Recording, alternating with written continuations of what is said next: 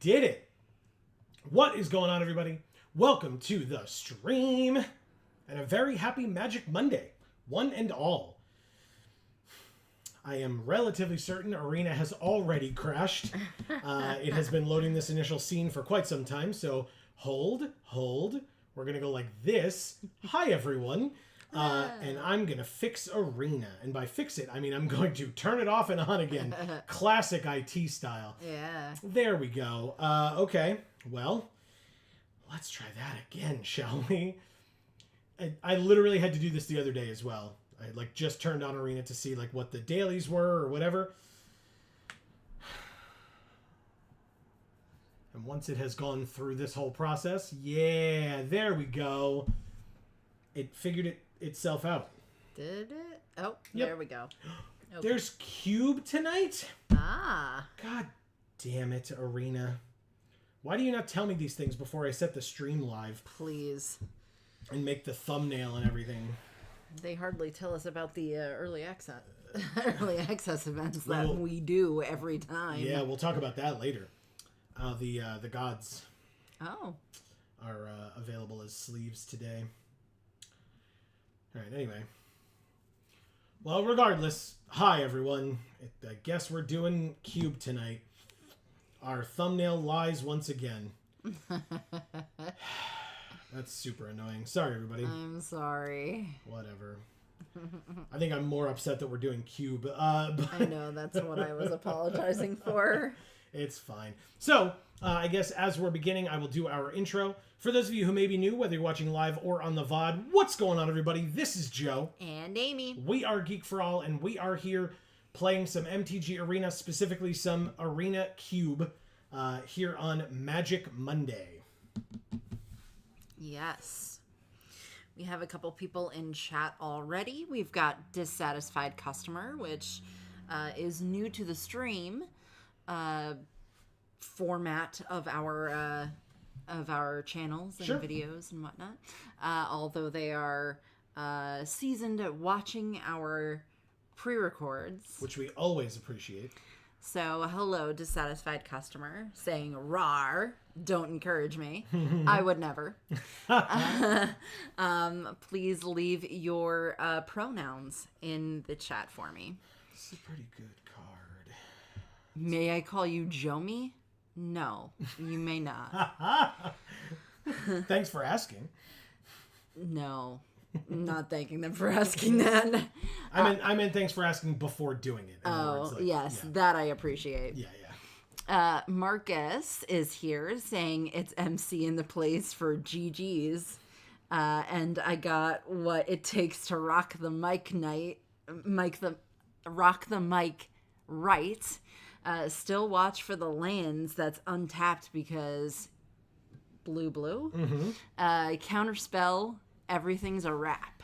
And that does sound like Marcus. So what's up, Marcus? Very nice and happy Magic Monday. Okay, yeah, I mean, I'm going to take Goldspan Dragon. It's a very good card. 5 mana, 4/4 flying haste. Whenever it attacks or becomes the target of a spell, make a treasure. All our treasures have tap, sack, add 2 mana of any one color. Okay. That's a very nice wrap, Marcus. I liked it. It would have been better had I been able to read it, but, that never happens. All right, I mean, this is a token maker. So if we're doing a tokens strategy or, this makes treasure tokens, this makes night tokens, we could probably make this work. Because I would take the Verdurous Gearhulk, but there's the Slicer, there's Thragtusk, Voice of Resurgence, all of these are screaming be in green. Yeah. And so I wouldn't want to put the person to our left in green when we're also going to be in it. So I'll at least try the History of Benalia. If we abandon either of these, obviously, as we are wont to do, that's totally fine. This makes tokens. At the beginning of your upkeep, if you control 6 or more lands, make a 5/5 red dragon creature token with flying. Look at these little guys. They're so cute. Don't you love them? You don't love them, though. Why? Because they're spirits that don't fly. Look at her face. Well, never mind. Now, notably, Legion's Landing and Maul of the Skyclaves, incredible cards. Dragon Master Outcast, still a good card. But you're not taking the incredible ones? No. I'm going to take this. Because again, whichever one of these I don't take, the person to our left will. So maybe we're not able to be in white. We'll see. But I want to cement the fact that we're in red. Okay. By cutting it off so that these are the only red cards left in the pack, which are fine cards, but they're not better than any of these. So. But that guy has cheese on his hand. I know. It's the cheese leaking guy. Yeah. Archangel Elspeth. That's pretty sick. Yes. Older Raven Guard Marshal. 3 mana, 3/3. When it enters, another target non-token creature you control gains double team until end of turn. Whenever it attacks, conjure a duplicate of another non-token attacking creature into your hand. There's also Hellrider. 4 mana, 3/3 haste. Whenever a creature you control attacks, Hellrider deals 1 to the player or planeswalker it's attacking. Wait, I call shenanigans. Double team is a Pokemon move. Nice. You're not wrong, but it's also a thing in alchemy. Oh. For Magic. Okay. Whatever, man. Marcus is also right. Snapcaster Mage is here. Yeah, it is. Which is a very good card. I think I'd probably take Elspeth. We were talking about making tokens. This sure does make tokens. It makes a soldier token. And there's plenty of stuff here if we get any wheels. Yeah. Or is it too far down? No, we should get something. I don't know what, but something. How? Oh, okay. Nobody's in green. Vorinclex is here. There's Captivating Crew. We could steal a thing. I could just take Legion Warboss, which does make more tokens. 3 mana, 2/2 with Mentor. At the beginning of combat on your turn, make a 1/1 red goblin creature token. That token gains haste until end of turn and attacks this combat if able. Okay. Oh, there's a Sword of Fire and Ice in this pack too. Oh. Wow. That's a very good card.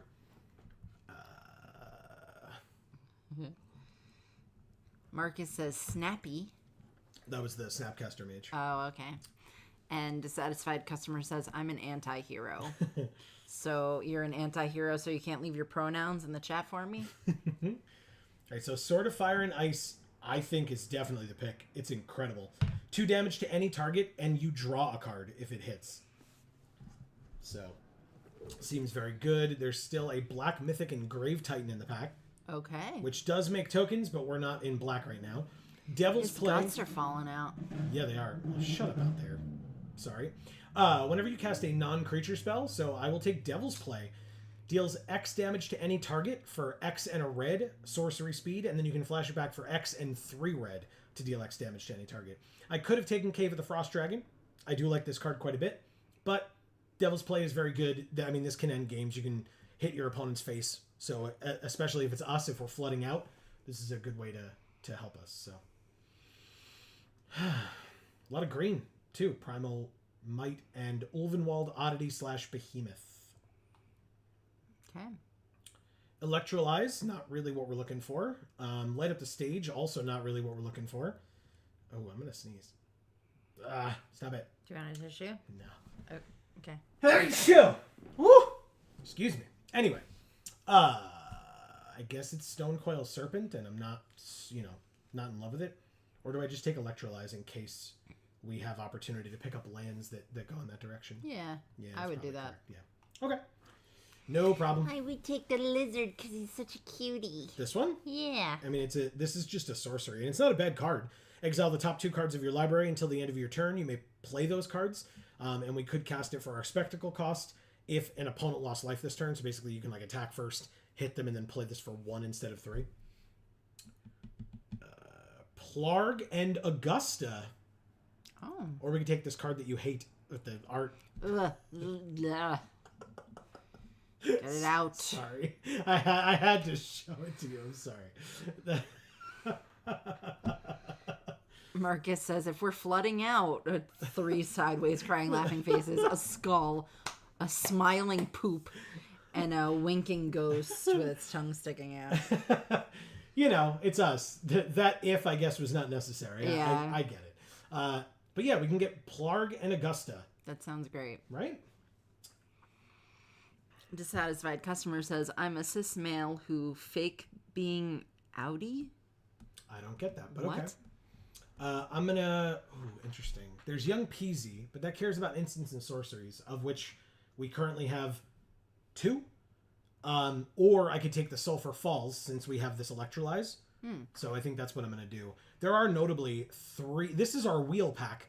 And there are 3 black cards in the pack. 1 mythic and 2 rare. That are like arguably pretty damn good. But whatever. It's fine with me.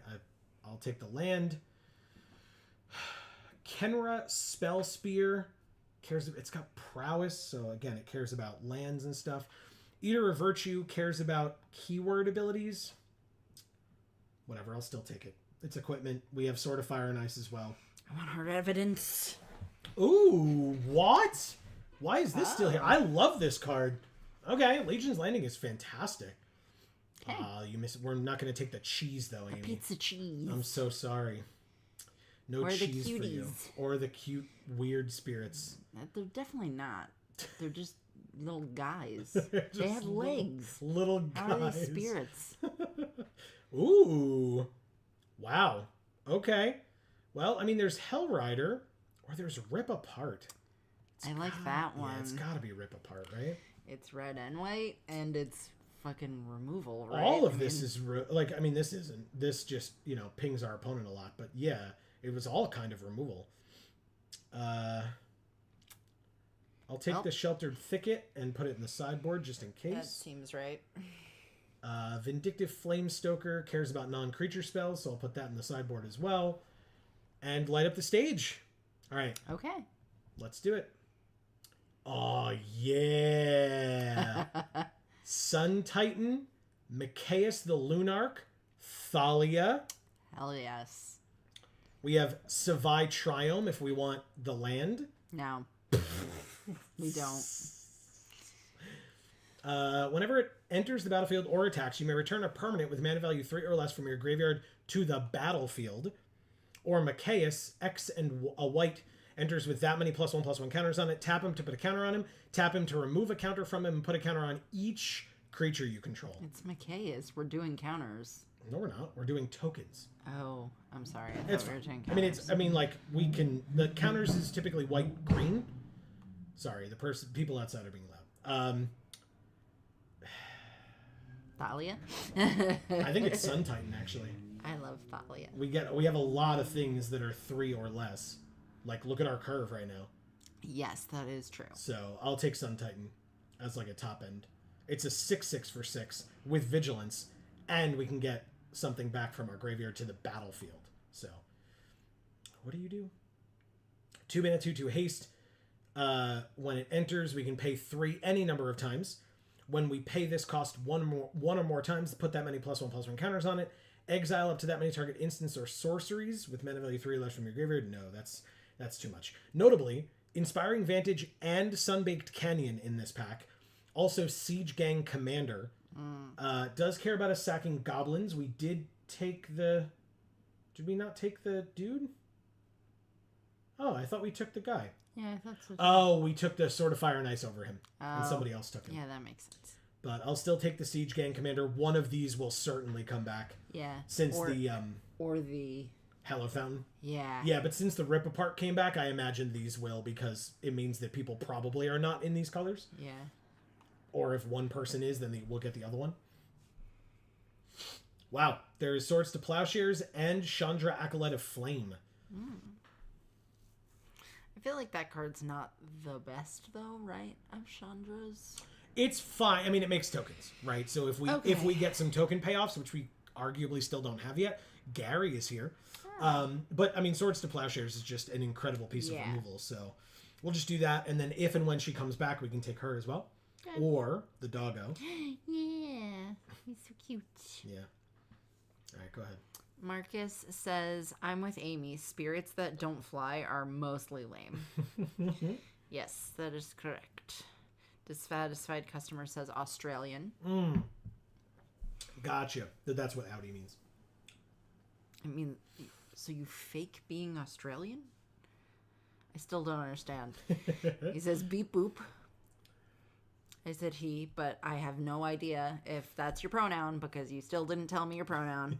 And Marcus says Mikaeus the Poonarch. Jayana is here saying Merry Magic Monday, Magical Maniacs, with 2 sunflowers and a heart. What is up, Jayana? Love seeing ya. Now, Marcus, is that a poo reference or a poon reference? That's what I want to know. There's Touch the Spirit Realm, or there's Lorehold Command. It's probably Lorehold Command. I mean, Touch the Spirit Realm is very good. Maybe it's Touch the Spirit Realm, and we hope that nobody takes this. Surge Engine is here. Very good card. Coma, also an insane card. Neither of them are for us, but still. Nobody wants to be in a coma. Dissatisfied customer says, tokens times 10. We're trying. Yeah. I'll take Touch the Spirit Realm. Ooh, Siege Rhino is here. Wow. I'll take Come Seal Away. It's a good one as well. There's Volcanic Spite. Not a bad card. Maybe that comes back. But I'll take Seal Away for sure. Treasure Map is a no. But yeah. Seal Away for this one. Clifftop Retreat. What does the invasion do? When it enters, you may discard a card if you do draw 2. Then you can tap 3, tap, discard a card, make 2 elementals, and then all your creatures get +1/+0 and haste until end of turn. I mean, again, it's making more creatures. Sure. I would take that one. What? I would take that one. Yeah. It's pretty much a given that we're gonna get another dual land at Probably, this point. yeah. So Also, I can show Marcus that we got Teferi in the pack. look at that. But we're not taking him. Look at that. Jana says, those are not spirit fingers. These are spirit fingers. Ooh. There's Ao the Dawn Sky. Flying and Vigilance, 5/4 for 5. When it dies, choose one. Look at the top 7. Put in a number of non-land permanents with total mana value 4 or less from among them onto the battlefield. The rest on the bottom, or 2 +1/+1 counters on each permanent you control. That's a creature or a vehicle. Seems insane. There's also Heliod, of course. 2 mana to give something lifelink, and whenever you gain life, put a +1/+1 counter on something. Or Sarah Paragon. I think it's going to be Heliod, and that's what they auto-picked anyway, because I didn't get a chance to read it all. Nahiri cares about... No, it's Nahiri. I was worried that she was one of the ones that cared about equipment, but no. +2, you may discard a card if you do draw a card, so helps with flooding. -2, exile an enchantment, tapped artifact or tapped creature, so it's removal. Okay. Or you can search your library for an artifact or a creature, put it onto the battlefield, then shuffle. It gains haste. Return it to your hand at the beginning of the next end step. She's so badass. Look at her. Right? Mikaeus came back. Yeah. That's insane. That's really insane. Really insane. Okay. Because we picked Sun Titan over Mikaeus, and then Mikaeus comes back anyway. Yeah, sure. Both of the dual lands came back, as did the Bloodthirsty Adversary. I don't care as much about this. This, you can sack it later to draw a card, but you have to pay a life to add the mana with it. Or you can get Inspiring Vantage, and I think it's going to be the Vantage here. It's probably the Vantage. That's fine. Chandra did come back. Okay. So we'll take Chandra. Stoke the Flames came back. 4 mana, instant speed with Convoke, so we can tap our creatures at instant speed, so like at the end of their turn, and it deals 4 damage to any target. Very nice. We could kill a creature. We could dome our opponent. I'll take the Cliffs and put it in the sideboard in case there's like an insane black card coming up soon. It's not Essica. I guess I'll take this blue card for the sideboard since we technically have some blue splash. And then Intrepid Adversary. When it enters, you can pay 2 any number of times. When you pay this cost 1 or more times, put that many Valor counters on it. All our creatures get +1/+1 for each Valor counter on this thing. Okay. It's pretty damn good. Ravnica. Whenever you cast a spell that's exactly 2 colors, look at the top 6 cards of your library. You may reveal a card that's exactly 2 colors from among them and put it into your hand. We only really have 3 dual-colored cards, so that's not worth it. So it'll be Intrepid Adversary for sure. Okay. The Immortal Sun. The Immortal Sun is here, but it's got to be expensive, no? I should say too expensive, excuse me. Obviously, it's expensive. It's got to be too expensive for this deck, no? Dissatisfied customer says defense up in 5. I don't know what that means. I don't know what that means either. Ooh. You're gonna have to be a little bit more descriptive, dissatisfied customer, because we're not getting the things that you're saying to us. I'm sorry. Look, we got El Shinor. Nice. There's also Chingataxius.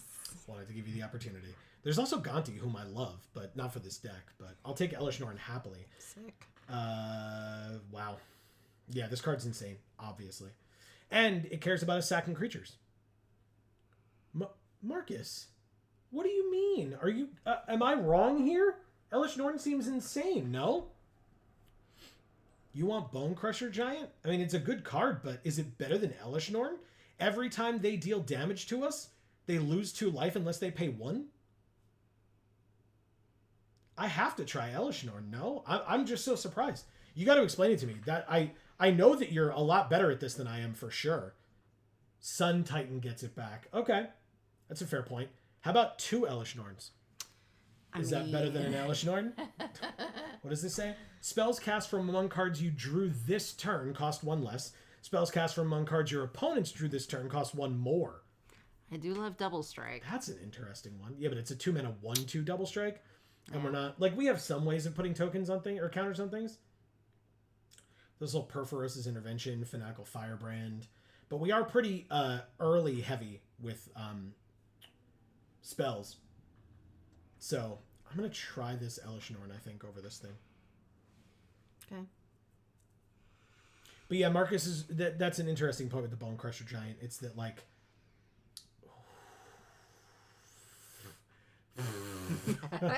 Jesus. Yeah. There's Embercleave. There's also Rabble Rousing, which is not a bad card. I'm not going to do it, but it says whenever you attack with 1 or more creatures, create that many 1/1 green and white citizen creature tokens. Then, if you control 10 or more creatures, you may play the exiled card that you hit away with Hideaway without paying its mana cost. I'm going to take Embercleave because it's freaking Embercleave. Yeah. But Rabble Rousing is great. All right. Let me get caught up here with the chat. Go for it. Jana says, I love that Chandra Planeswalker so much. Laughing face with Chandra's Regulator, Chef's Kiss. Ooh, remind me what Regulator does. I remember the card, like I remember what it looks like, but that does not mean I remember what it does, so definitely please help me out. Oh, shit. Glorybringer, Terror of the Peaks, Lyra Dawnbringer, and Archangel Avacyn. Oh, sick. Jesus It's Christ. Avacyn, right? I don't know. There's Glorybringer. Fuck. Wow. They're all 5-drops, too. Literally all of them are 5-drops. No. Help. It's got to be Glorybringer. It's got to be Terror? Terror? Okay. Look, I love Terror. I love literally all of these cards. This one is probably no because it cares about other angels, but I'll take Terror. That's totally fine. I would have taken Avacyn. Luminarch Aspirant. Look at these packs for us, by the way. I know. Obliterating Bolt, Abbot of Carol Keep, Sacred Foundry, Town Razor Tyrant, Atsushi the Blazing Sky, and Luminarch Aspirant. It's got to be the Aspirant, right? At the beginning of combat on your turn, put a +1/+1 counter on target creature you control. Okay. Incredible card. 2 mana 1/1. I don't know. I just thought that card was just okay, but No, I guess not. this card's nuts. Every turn you put a counter on something. Okay. Yeah, it's very, very good. Jana says, so many people concede when I play Immortal Sun to laughing faces. We read Marcus's dissatisfied customer says, just helping. Just helping what? Defense up in 5. There was no card called Defense Up or... I'm not sure. No, I'm not I sure. don't think so. Marcus says, Sun Titan gets it back. We read that. Right. Dissatisfied customer says 2.5. Whoa. We could play this. Should We have go the Ojita? blue land. So we're red, white, blue. Or we could be. Whenever one or more dragons you control, and we do have a couple of those, deal combat damage to a player or a battle. Look at the top 3 cards of your library. Put one of them into your hand and the rest on the bottom. Yeah. Is it better than... Oh, there was Wormcoil Engine in that pack too. But still, that's pretty good. What does this do? 5 damage. Look at the top X cards where X is the excess damage dealt. Selfless Spirit gives our creatures indestructible for 2. I mean, none of the above. It doesn't really matter. This deals 5 damage for 3 mana. Sure. That one. Why not? This is just nothing. Do you like any of these arts? This one? You could take Blink of an Eye. Why? We're not going to play this card. That's Okay, not for our well. splash. So that one. This one? No. This one. Yes. You got it. Whoa. Or phonetical firebrand? Guess it's gotta be this guy. Makes our spells cheaper. Whoops. Alright, we're almost done, then we can go to the chat. I apologize to you and to them. Any of these arts? I guess the druid. Tatiova? Yeah. You got it. Ooh, what do you do? It's a dragon, I'll take it. Well, you didn't take the thing that looked like Ugin before. It was Ugin. And that's a dragon. It's not, though. Like, in terms of cards that care about dragons, it's not. Oh. Right, it's just a planeswalker. It doesn't dictate that he's a dragon for those Gotcha. types of benefits. Okay, so now you can go for it. I'm gonna try to figure out the 12 cuts that I have to make, which of course you all watching at home are more than welcome to give input for as well. But Amy can read your messages and we can chat about that as well. Okay. Dissatisfied customer says, get it? I don't get Oh, it. for the 2.5? No, I do not. No. Are you saying that's like our average because of our drops here? Marcus says aspirant for sure. That was when I picked to this card. Oh, okay. I was going to say to keep or to cut. No. This was before when I was choosing which card to take, and I was talking to you about how good Aspirant is. Warcrafting. Deck doesn't have much removal. Yeah, good point. No Ugin? It's a lightning rod with removal stapled to it. See? Fair enough. That was my point. I didn't even know that about it. It Well, was just Ugin, so... the lightning rod means that everyone's going to target it because Yeah. they want to get it off the field, and then the removal is one of its abilities is like, whatever, Right. dealing damage. Dissatisfied customer says 7. We do have a 7 in Elish Norn, so... all right, so let's do... What is next? We have to figure out what to cut here. What do you do? When it enters, target non-basic land you don't control, loses all abilities except mana abilities, and gains at the beginning of your end step. It deals 2 damage to you unless you sacrifice it. That's not terrible. I mean, I don't love it. I don't need it, but that's fine.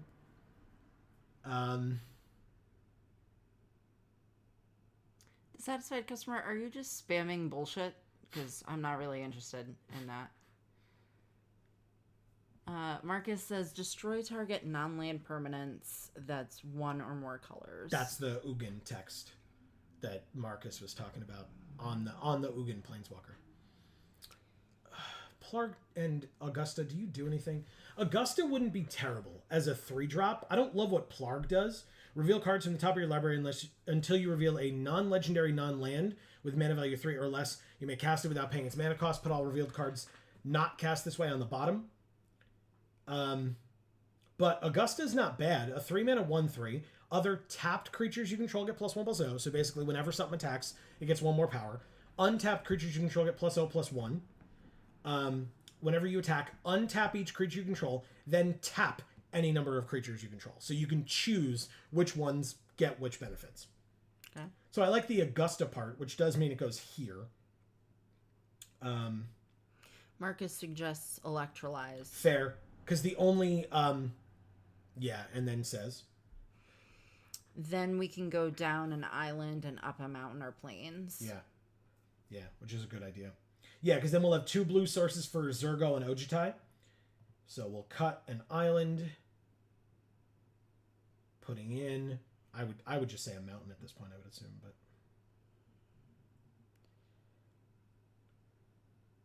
Okay, so... Okay. So let's see. 7 and 7 is 14, 15, 16, 17. Okay. He says since Z and O is the only blue card. Yeah, correct. I got you. Makes perfect sense.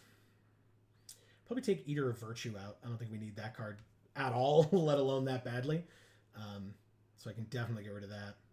The card's fine. Like, I'm not in love with it. So, yeah, Marcus got there. With the delay, I'm sure it was around the same time. Okay.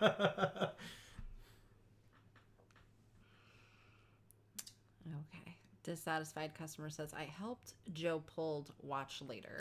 Oh, interesting. Okay, so are you saying that you we're saying defense up in 5, meaning like you were predicting in how many pulls we would get something, and then I did, because that would be interesting. Definitely high ground. Do we have a card called High Ground? I don't know of a card called High Ground. I don't see that. Me neither. Okay. Marcus says it was. I'm over here chuckling too.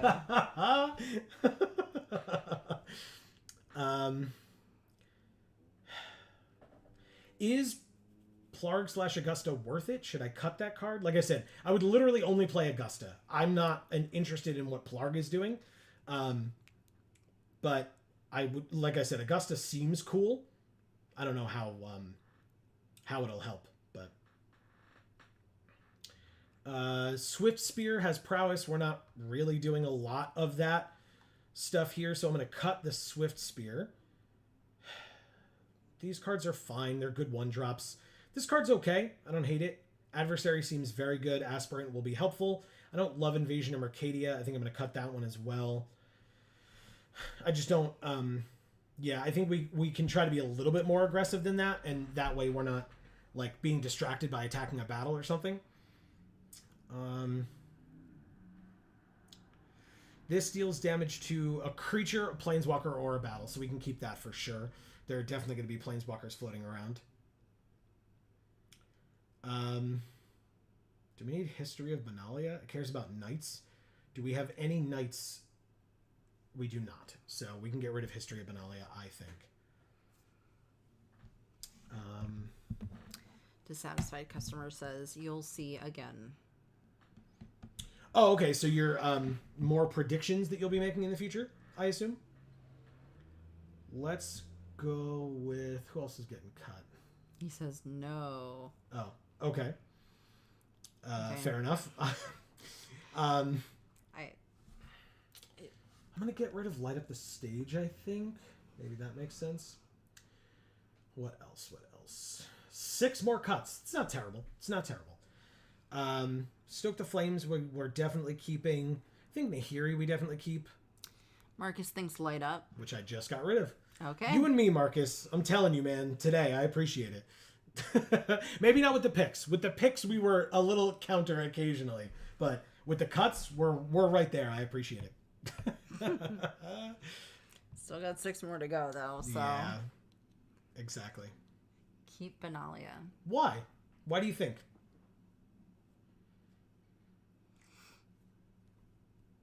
I can go get it back. I'm just curious why. Captain, adversary, creature. How many creatures do we have? We have 16 creatures, 13 non. We definitely need creatures, but I mean, removal is also important. Yeah. So, to be fair, some of these cards make tokens, right? Elspeth, Legion's Landing, technically Chandra, although they don't stick around. They only last the turn. Also, she puts loyalty counters on each red planeswalker we control, which we would have Nahiri and herself. Interesting.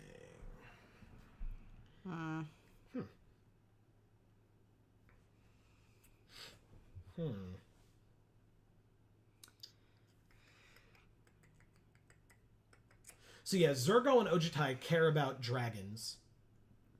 Embercleave. Okay. Knights on the way.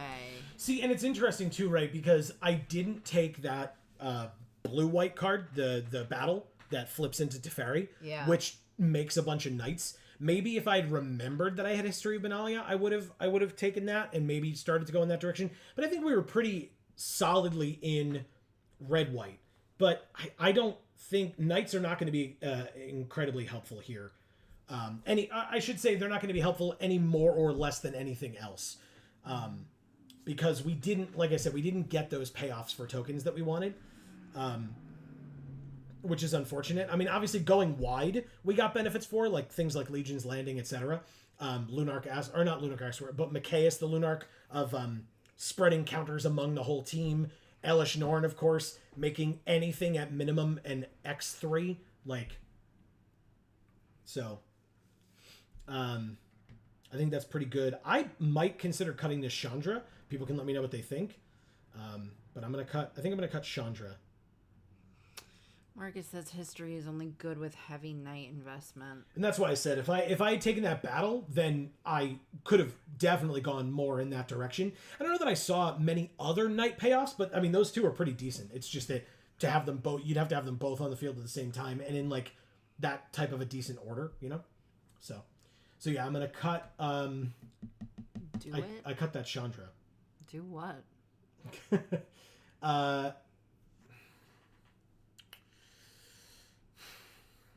Augusta makes combat math very difficult for opponent. Stoke the Flames. I can cut Stoke for sure. It's got Convoke, but we're hoping, unless we're doing Augusta nonsense, we're hoping to have most of our creatures sideways on their turn anyway. So we won't necessarily have things untapped for 4 mana. So yeah, that makes sense. I can agree with that. 3 more cuts. Not too bad. How do we feel about this Town Razor Tyrant? I mean, it's a dragon for Zergo. Plus, it cares about non-basics. Like, it can get rid of... And in Cube, some people might have non-basics. Now, it doesn't get rid of their mana abilities, so if they're using it for fixing, we can't, like... It doesn't help us at all. But if it's a land that, like, is one of the creature lands, like, the one that turns into the dragon, the Frost Dragon. Yeah. It won't be able to do that anymore. And sometimes those things, when like your opponent plays a board wipe and then has a creature land on the field, like that would be very helpful to use to get rid of something like that. Because again, those creature lands are very annoying. Dissatisfied customer thinks you should keep it. Okay, Marcus good. Says it's meh. Yeah, I think so. That's why I said, like, if the only payoff is Zergo and Ojutai and the corner case of I'm on the fence non-basics about this one. All right, I think we can ditch it. It's our only, or we have one other 4-drop creature, and that's Elesh Norn, which is a pretty good one. So that's pretty good. Notably, 3 mana, sack 3 other creatures to exile Elesh Norn and then bring her back as the Saga, which then, by the way, if and when we get to Chapter 3, it goes away and comes back as Elesh Norn. And with tokens on the field, hopefully, we will be able to do that as many times as we need to before our opponent's dead. Presumably, once we've done it once, it's probably enough. But yeah. Okay. 2 more cuts, or 1 more in the dirty 41. And I think because we don't have any others, I probably cut Siege Gang Commander. Yeah. In fact, I'm surprised you didn't already. Yeah, I mean, it's good on its own, don't get me wrong. Even if we didn't have other goblins, like, it's still a 5 mana 2/2, and it does plenty of other things, but... Marcus says, looks at Chapter 3 in the back of Norn. Destroy all other permanents except for artifacts, lands, and Phyrexians. So, okay, so are you saying, Marcus, that you think we should cut it then because of that? Because I think even if we don't, like, we don't have to flip this. I could just play it as a 4 mana 3/5 Vigilance that says whenever a source an opponent controls deals damage to you or a permanent you control, that source's controller loses 2 life unless they pay 1. Even if I never flip this, seems great. Or are you saying that that's amazing and we should try to get to that? Okay, so dissatisfied customer seems to disagree. Okay, so why don't you come back, dissatisfied customer, and tell us all the things that you would change about what we've already done. Well, so yeah, actually that's it. But so we can get like a cohesive look in our mind of what you're thinking of seeing right now. Yeah, let us know. What, or in fact, differently, what should we cut that we've kept? I guess is more it. Because like we can bring those other things back if you think that makes more sense, but let us know what we should cut in its place. Because I can't play like a 47 card deck or whatever. Yeah. Marcus says, yes, you can only play one of the creatures in the deck on Chapter 2 that won't get exiled on 3. Creatures you control get +1/+1 and gain double strike until end of turn. Okay. Yeah, so like I said, we'll then just keep it on the front side for sure. Not a problem at all.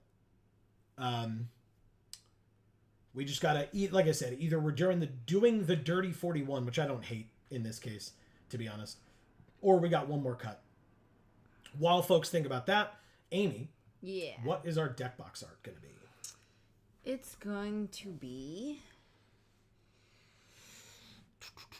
So Tatiova is part blue if you care about Zurgo and Ojutai being part blue. Right. I picked that one at the end for it. It's a Merfolk Scout. That's Yeah. a gorgeous artwork too, I know. right? That's why I picked it. Sure. And then are we going with the cutesy Ajani sleeves or no? Yeah. Okay. Marcus says 41 is cool. Not sure you can afford to cut anything else. I love it, Marcus. I love it. Let's give this 2.1 color deck a try. Yeah.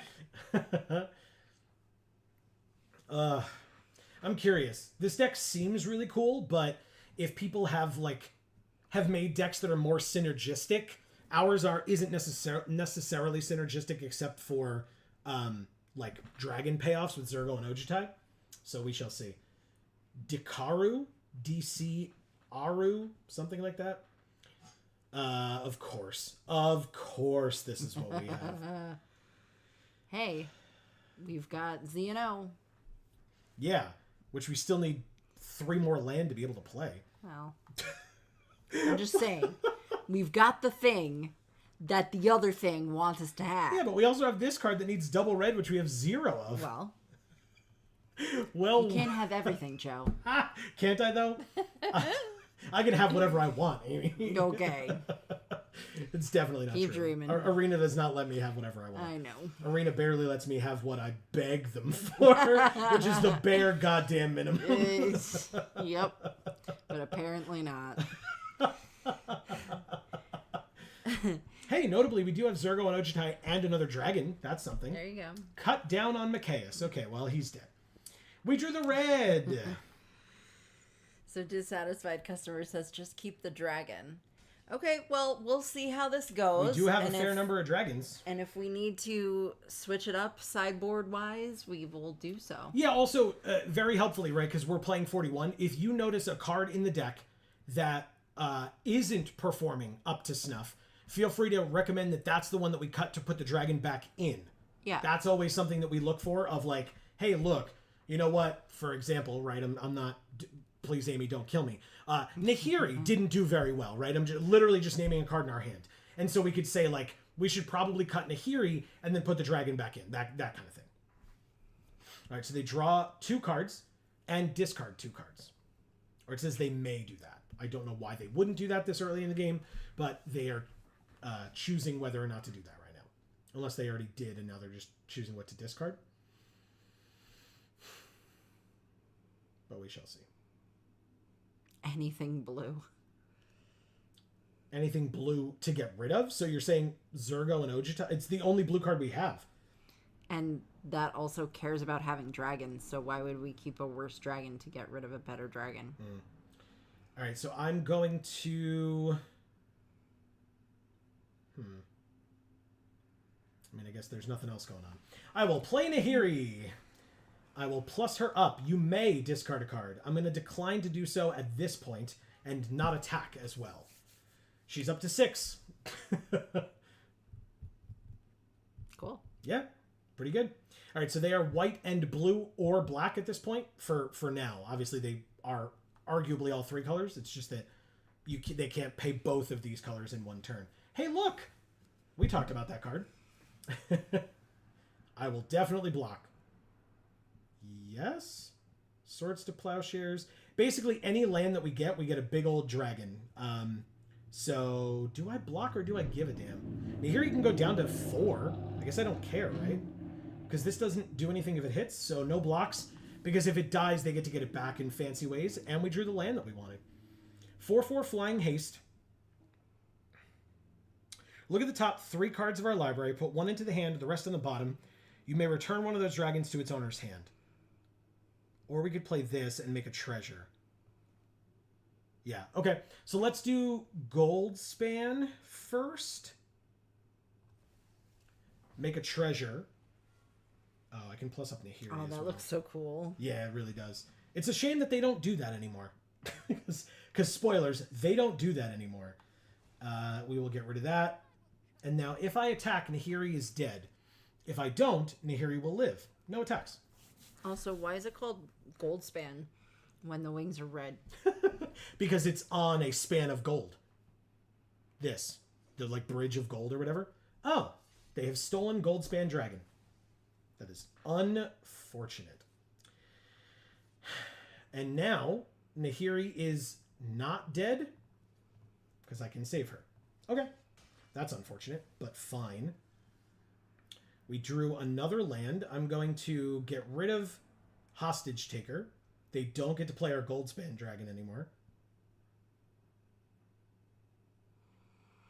Let's see. Dissatisfied customer says, worse, but not what you'll need. Not what we'll need. Okay. Ooh, we just get it back. I actually genuinely forgot about that. That's Nice. fantastic. Of course, that was our only white, which is fine. And Marcus says, Goldspan first, hold up swords. Yes, which we could have done if we had attacked, which we did not do. But still, I'm going to attack for 4, make a treasure, which means we can now play Zergo and Ojutai. Does that make sense, or does Rip Apart make sense? Destroy target artifact or enchantment. Does that work? It's a battle, it's not an enchantment. So we can play Zergo and Ojutai, which will not have... It doesn't have flash, so it won't have hexproof on their turn. But it gives us a 4/4. I'm going to try it. They have a way of getting rid of it now on their turn, so I'm going to risk this a bit. But we shall see.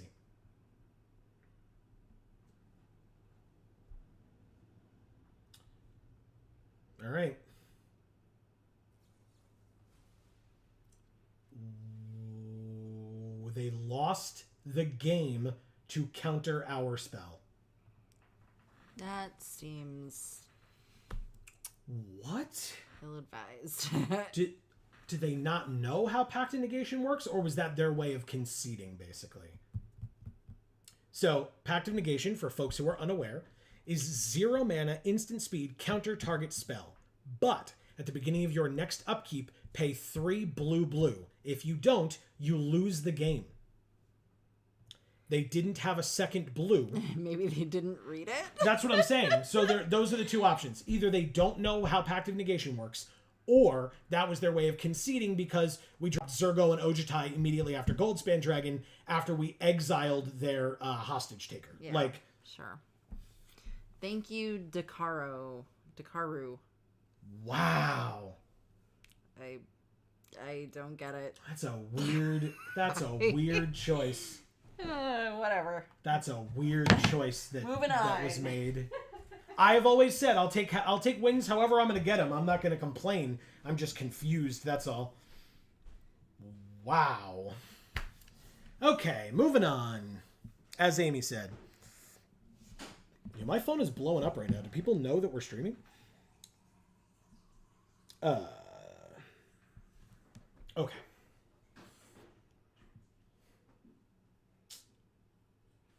Ooh, this... Why? Why this hand? I'll let Amy see it, plus we don't have the opportunity to mulligan it yet, but we sure will. We sure will mulligan this hand. But Joe, you have the double white for Elesh Norn and Sun Titan. I sure do. Mulligan. Wow. Fuck you, Arena. So much worse. Getting rid of Elspeth, I guess, and keeping this trash ass hand. Cool. God damn it, man. Not drawing the white, drawing the Elesh Norn that we just got rid of out of our opener. And we drew another red. Okay, well, one more land of any kind, and we have Terror of the Peaks. Of any kind. Goldspan. Okay, that gets us treasure.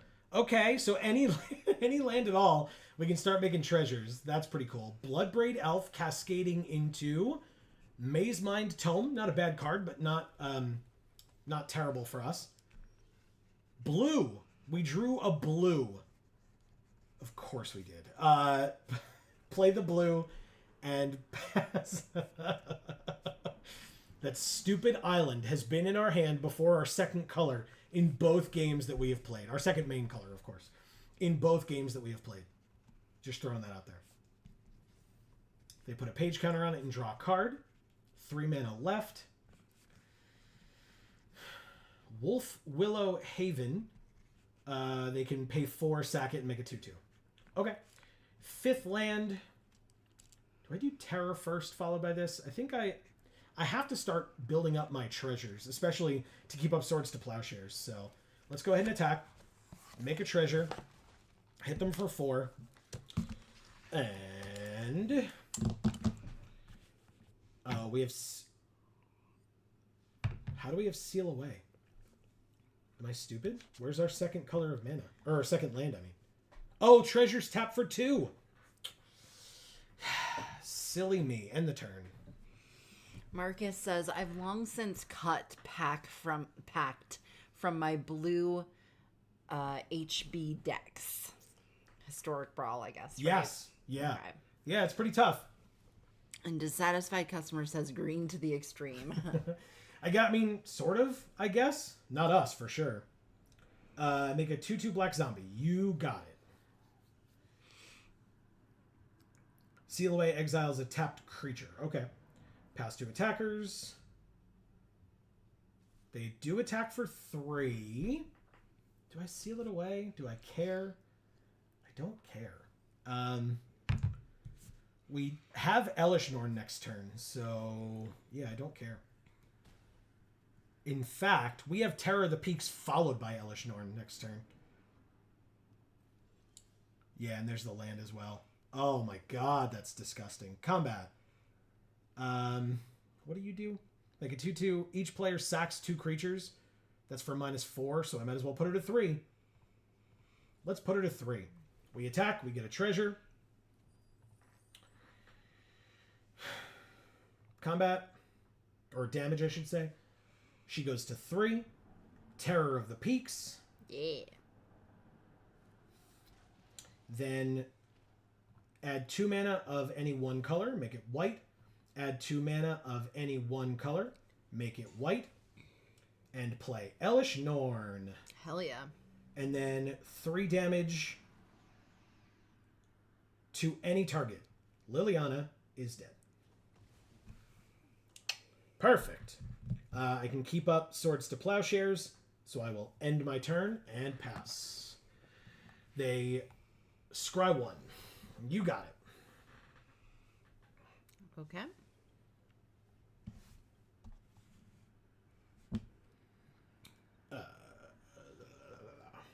Extinction event. Choose odd or even. Exile each creature with mana value of the chosen quality. Well, one of the two, either both of our dragons or Elish Norn, stays around. So, I assume the dragons go away. They do. Oh, because then both of their creatures get to stick around. You got it. Maelstrom Pulse, destroy target non-land permanent and all other permanents with the same name as that permanent. Okay. Can't do anything about that either. Unfortunate. Okay. We take 5. Gross. I guess I just do this. And they gain 3. Sure. We take 2, go to 12. You got it. Okay. I mean, Mikaeus can be massive. Yeah, there's the land. We could have a massive Mikaeus now. Play Mikaeus for 6. X equals 6. Sexy. Right? More like 60. Yeah. Marcus says, wow, that turn was sick. It really was. I'm not a fan. If it was us, I'd be happy, but still, it was a very good turn for them. Invasion of Innistrad. Oh, they gave Mikaeus -13, -13. Ah. And then they play Timeless Witness to return a card from their graveyard to their hand. It was Liliana. Okay. I guess. And we drew a land. Okay, yep. Pass. Go ahead. Dissatisfied customer says storms are brewing. I guess they were right. Well, yeah, and with Maelstrom Pulse, for sure. All right, so they draw another card. Or scry one, excuse me. And then they exile it and gain 4 life. They're at 23. We're at 12. We end our turn. They take their turn. Pass to attackers. They attack with both. Now, the only way that that thing doesn't flip is if this seal away lands and we get to get rid of the Timeless Witness. Or not the Timeless Witness, because it's when it enters. Let's get rid of the zombie. It's a 2/2 as opposed to a 2/1. It means that it goes away forever. There's no chance of it coming back, whereas if they got rid of Seal Away, Timeless Witness could come back, and then that would be it re-entering the battlefield. So its ETB effect would go off automatically, which would be a huge problem. So Okay. they make a 2/2 zombie. We drew Rip Apart, which can destroy an artifact or enchantment or deal 3 damage to a creature or a planeswalker. It is not at instant speed. See, Holland says, hey, with a wave. Sorry I'm late, lol. No worries, C. Helen. Great to see you. Yeah, Happy Magic Monday. as always. I was just going to say, as always, very nice. All right, keeping up the patented Geek for All handland, we will pass because this is a pile of nonsense right now. Dissatisfied customer says, you guess? Yeah, I sure do. What else am I going to do? All right, 2/2 black zombies, Worm Coil Engine, and another black zombie. And we drew a Sword of Fire and Ice to put on all those creatures that we have. Cool. 6, 7, 8. We can definitely concede. Thank you, Greenlit In. Sure. Greenlit In. Well, there's no N. Oh, Greenlit In. Yep. Greenlit In. Yep. I don't fucking know, man. Whatever. I tried. Marcus says, and that's game. It sure was. MTG Place. Okay. Okay. Hey! Both of our main colors in our opening hand. When is the last time that has happened? Never. It sure feels like that. Yeah. I'll agree with that. This, actually, our curve is pretty disgusting right now. 2, 3, and then 4. We could, like, do both of these or something. Or this on 3. Oh.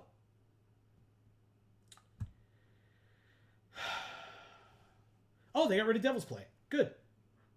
Hell yes. I'll take this. Okay, so this card said that we had to reveal each non-creature, non-land.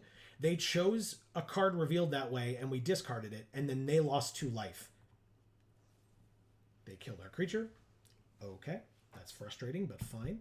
Third land, Heliod or Sword? They already know about Sword, so let's do Sword.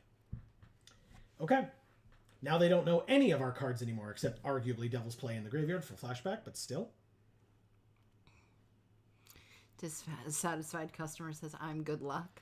Oh, dissatisfied customer, don't you worry. That is just us. It has always been us.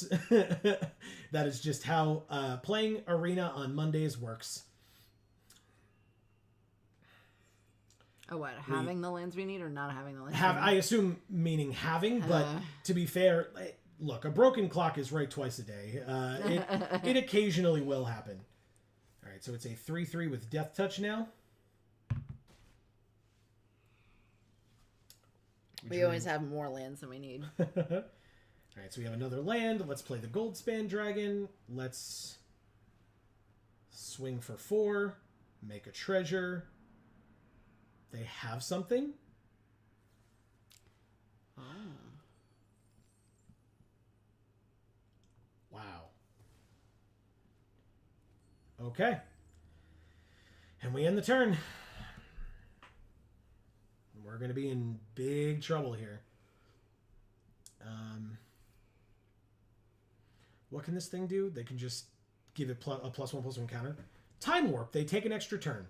Oh. So we take 3, and then they take an extra turn. I mean, that's fine. They basically just paid 5 mana to deal us 3 damage, by the way, because that's literally, and draw a card. They drew an extra card as well.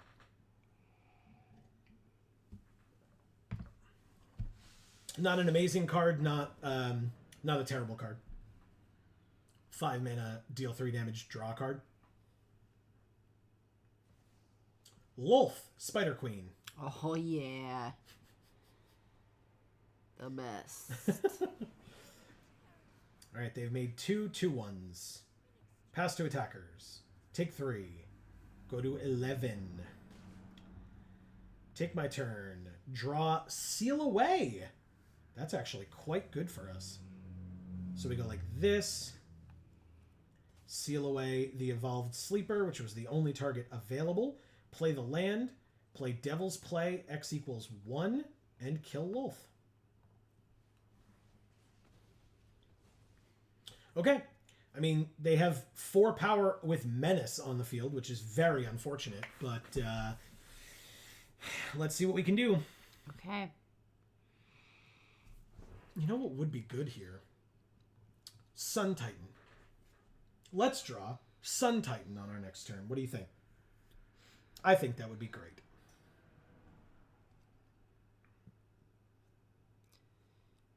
Right, deck?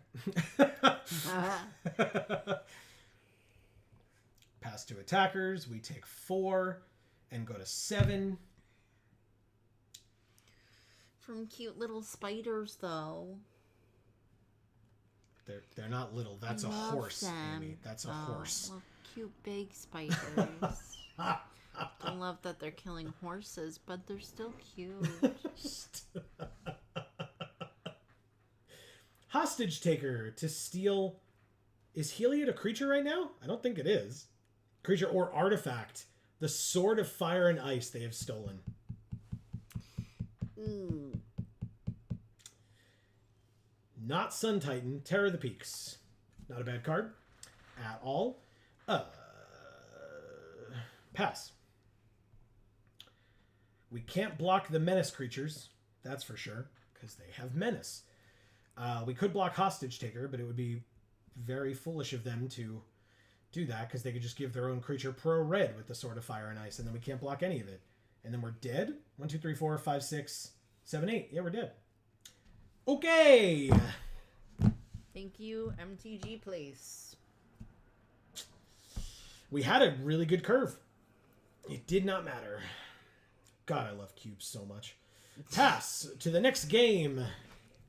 Dissatisfied customer says they're going with Magic. We were trying, or they were trying. Our opponent was. Yeah, for sure.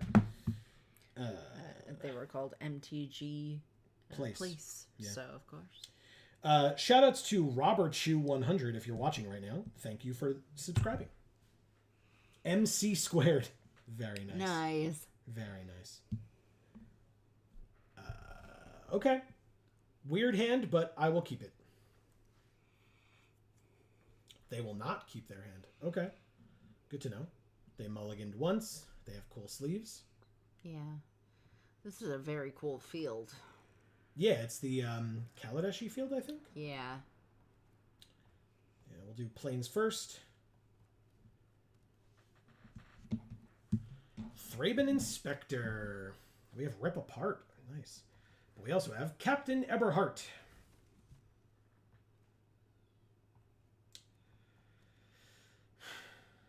Okay. Invasion of Gobakon. Look at our hand, exile a non-land card from it, and it costs 2 more. It's our only other creature, and now it costs 7 instead of 5. We drew a land. We'll play the Sulphur Falls. And I guess attack? This doesn't matter. This doesn't matter, and they know about both of them.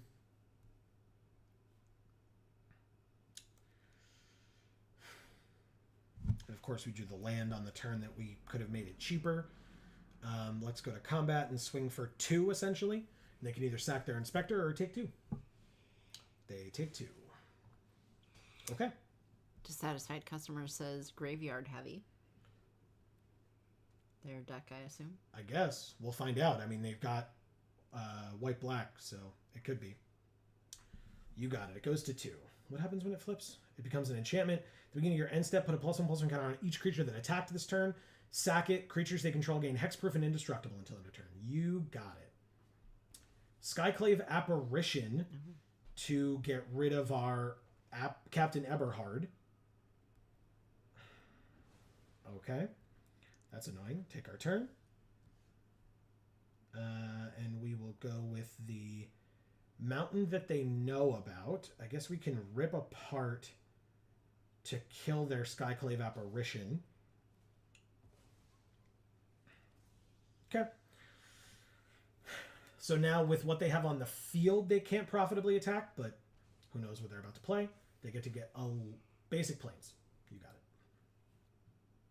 it. Okay. Selfless Savior, not a problem. Okay, decent turn for them, but nothing like egregious. 1, 2, 3, 4, 5, 6. So 1 more land and 2 more turns, and we can play either of these. But for now, I will pass.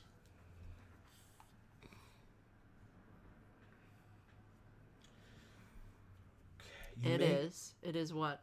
It is a graveyard heavy deck.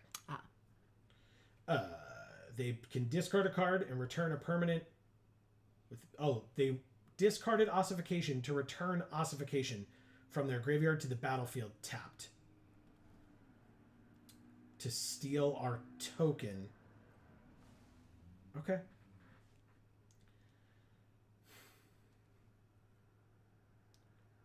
I have to now this gives it indestructible, not hexproof, so I gotta try it. They know about it already. I'm just gonna get rid of the Thraben Inspector.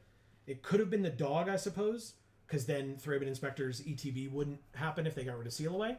But I basically have to hope to draw a creature this turn and a land the turn after.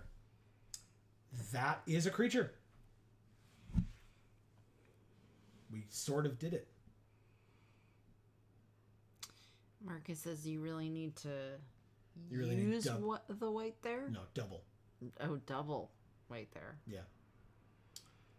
Let's play Taralf's Disciple. It is currently a blocker, despite the fact that it's a 3/3 with haste. I will not attack. I will leave it back on blocks. They sack the Silent Clearing to draw a card. It's really cool art on that card, too. Yeah. Okay, this is a 3/4. Whenever it attacks or blocks, make a 1/1. But it can't attack this turn. Oh, and they sack that as well to draw a card. Good, good. Because they know if we get another land, we have Terror of the Peaks. They don't know we have Elesh Norn. Instead, we drew Sword of Fire and Ice. Gross. I mean, we definitely do that. 1, 2, 3, 4, 5, 6. Okay. Sword of Fire and Ice. Equip it to Taralf's Disciple.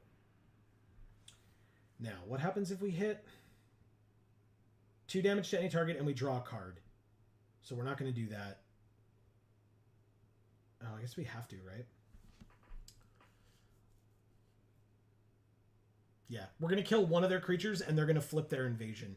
But basically, if I leave this back on blocks, the dog gets through, but we still get to kill the 3/4? No, I don't attack. Let's see. Let's see. So now, because they have red, part red, they need white removal to deal with this because it's pro-red right now. They just pass, and we have Zurgo and Ojutai. Wow. Okay. Let's try it.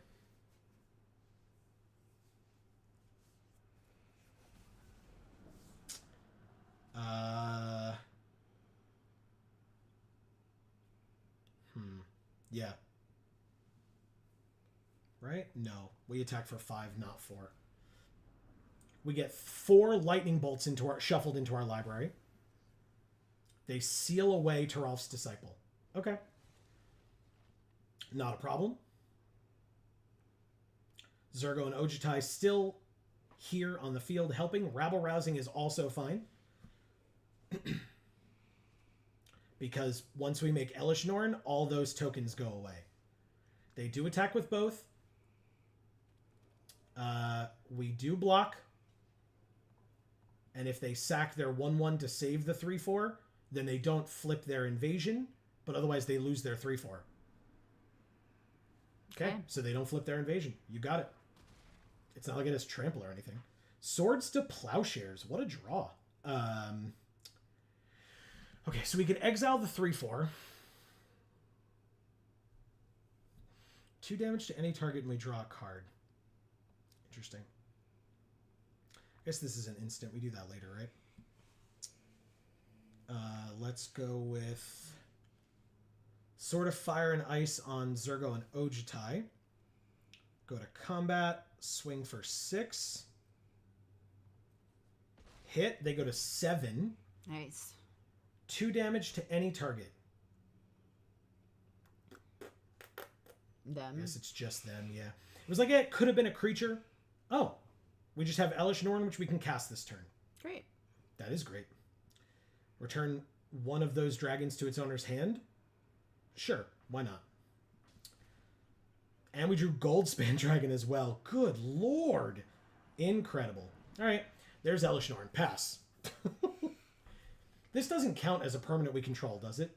I don't think it does. I don't think it does. All right, they're reading what Elish Norn does, which is fair. I didn't remember what Elish Norn did.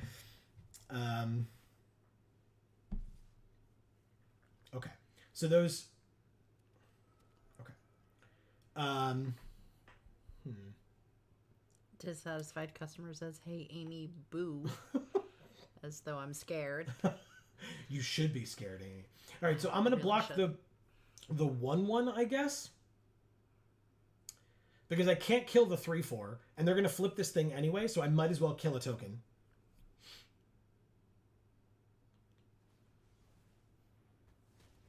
They deal 4 damage to it. They pay 1 so they don't lose 2 life.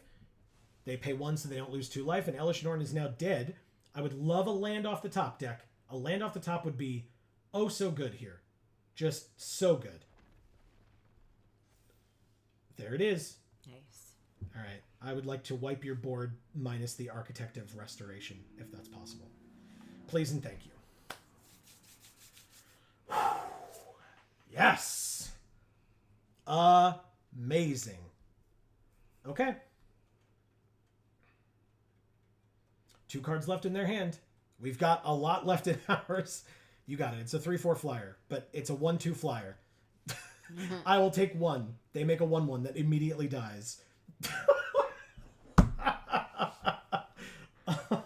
Amazing. Amazing. All right. Touch the Spirit Realm exiles an artifact or creature. They don't have any artifacts on their side because these are enchantments. But they just lose, right? They're at 5. So we just play either of these and kill them. Because this has hexproof. So we'll play the hexproof one and attack them for a lot and they concede. Thank you, MC squared. Yeah. Amazing. Okay. We got a win. We're 2-2. Very good.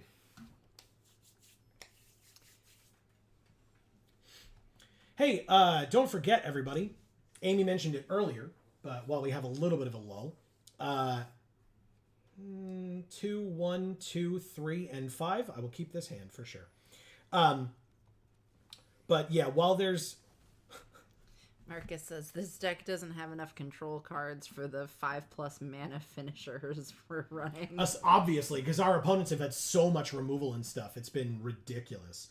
Once Upon a Time on their main phase. Okay. And they get Duskwatch Recruiter. Okay. Anyway. Not this Thursday, but next Thursday, the 31st. It's time. The set is coming out. We are going to be part of the early access event for Wilds of Eldraine. Yes. So we will be here starting at 1 p.m. Eastern time, and we will be playing all day long until we drop, basically. All right, so they've killed Luminarch Aspirant, but we're left behind with a 2/2, which is quite nice. I'm going to play this. Then I'm going to play Augusta. Attack for 2, untap it, and then retap it so that it hits them for 3. And then anyway, so yes, we'll be starting at 1 p.m. Eastern. We'll be playing all day long, so I encourage you very much to check it out. I think you'll really enjoy it.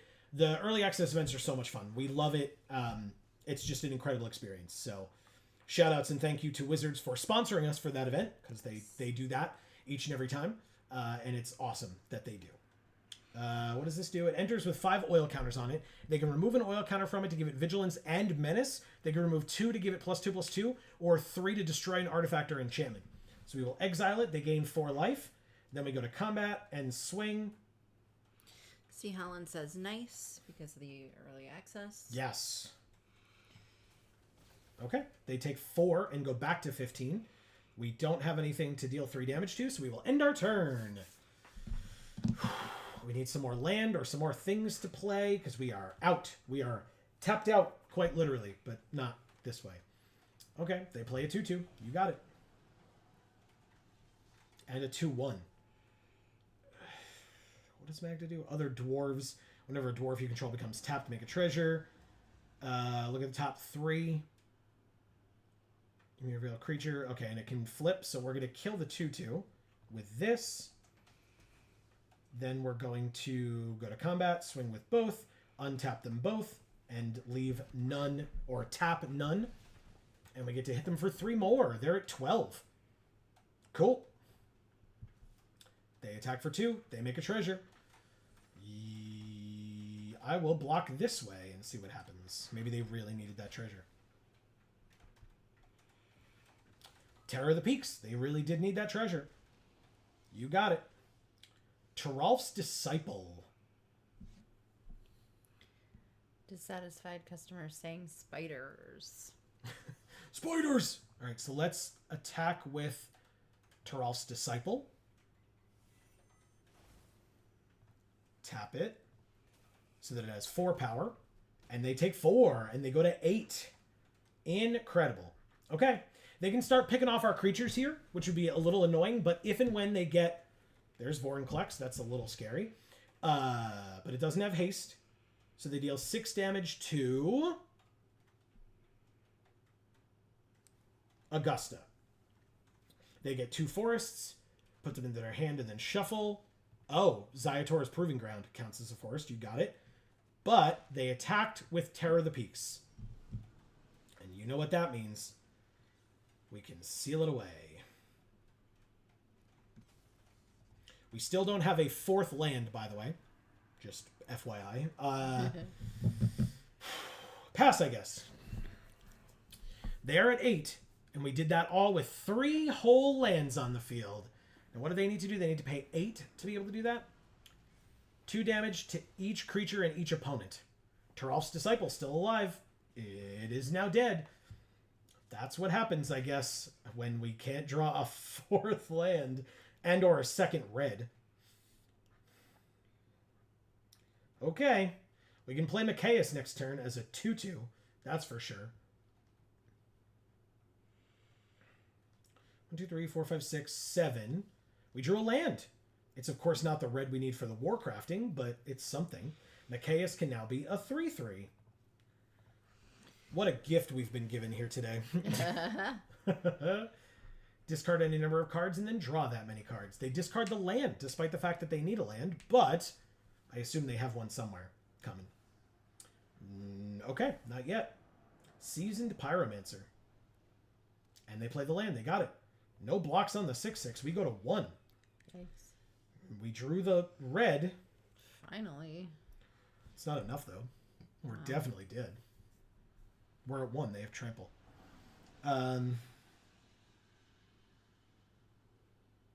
Yeah, and it's a sorcery, so we can't even do it, like, in response to blocks or something like that. Like, we can make this a 4/4, but, yeah. Like, we can do this. and kill the Pyromancer, and then look at the top 3. We can play the exiled cards this turn, but we don't have any more red, so we can't play either of these. So I'll take the lightning bolt, I guess. It's irrelevant. We lose. Combat. Attack for 3. Yep, they block. Their creature dies. Ours doesn't, but then we lose. Okay. Thank you, probably a nerd. Did you have fun? I mean, no. I didn't see a 4th land, and then when I did, it wasn't the color I needed. It's fine. Plus, that's the end of the whole draft. So, yeah. I wouldn't say I had fun in that one. We went 2 and 3. Classic cube. Let's go like this. Blanchwood Armor. Traumatic Prank. Aww. He looks really upset. Oh, yeah, they're like throwing him into fire or something. I think he's on or like off of a ledge. He's on New Capenna, so he's one of the Riveteers. Yeah. And he's on a building, and they've hooked this winch or whatever you want to call it around his belt, and I guess pushed him off. So he's like hanging there. Oh, so they're not killing him. No, it's a prank. Oh. It's traumatic and a prank, but it's not deadly. Okay. Because that makes it better, Amy, obviously. Well, I don't know. When mobsters say they're pranking somebody, well, I take that to mean that it's not really a prank. Right. Well, these are Riveteers, like, workers on the buildings, right? On the girders and stuff. Gotcha. I don't think they're like actual mobsters, like whacking somebody, Anyway, let's try that again, shall we? So much fun. Okay. Gotta love Cube. Gotta love Cube. Do love Kiora as a lifeguard, though. Correct. With that Kraken holding her water bottle. Stay hydrated, everybody. Speaking of which, I need more water. Ooh, Myrel, Shield of Argive. Whenever she attacks, makes soldiers, where X is the number of soldiers you control. So we can make a soldier deck. We could just take Teferi. Marcus is here, after all. We could take Frost Titan. Ooh. There's Lily. We lost to this Lily. And it's the only black card in the whole pack. So we could, like, pretty solidly go into black here. See, Holland says it's just a traumatic prank, bro. Yeah, exactly. Yeah, the classic. It's just a prank, bro. AKA, it's totally fine and you shouldn't be upset about it. Right. Because it's just a prank. Even though it fucked with you massively. Pops. Is that Teferi? Yeah. What's Pops? It's Neombi's Pops. Oh. So, that's fine. I can take Teferi. I wasn't going to get away with picking Liliana when Teferi was right there. Yeah. I get it. Fair. It's fine. I'm here. Marcus is here. Liliana wasn't going to happen. Let's be real.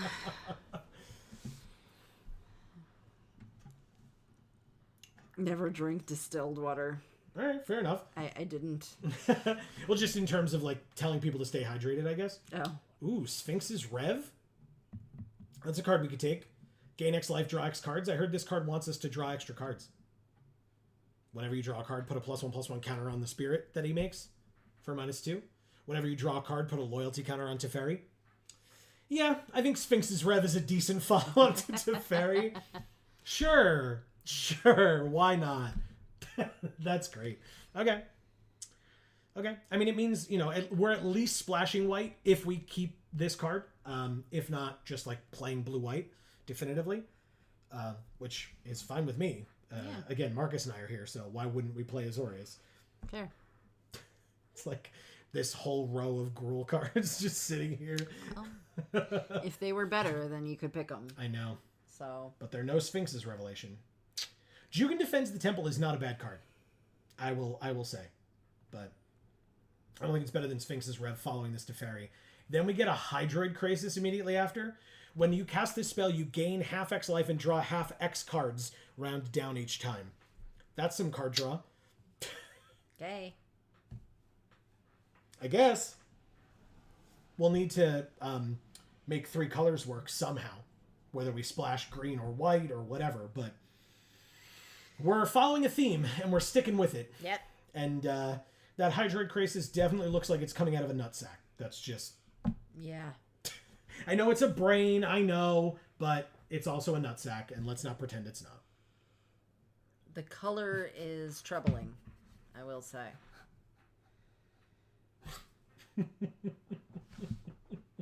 See a doctor, kids. Oh my god. Ooh, okay.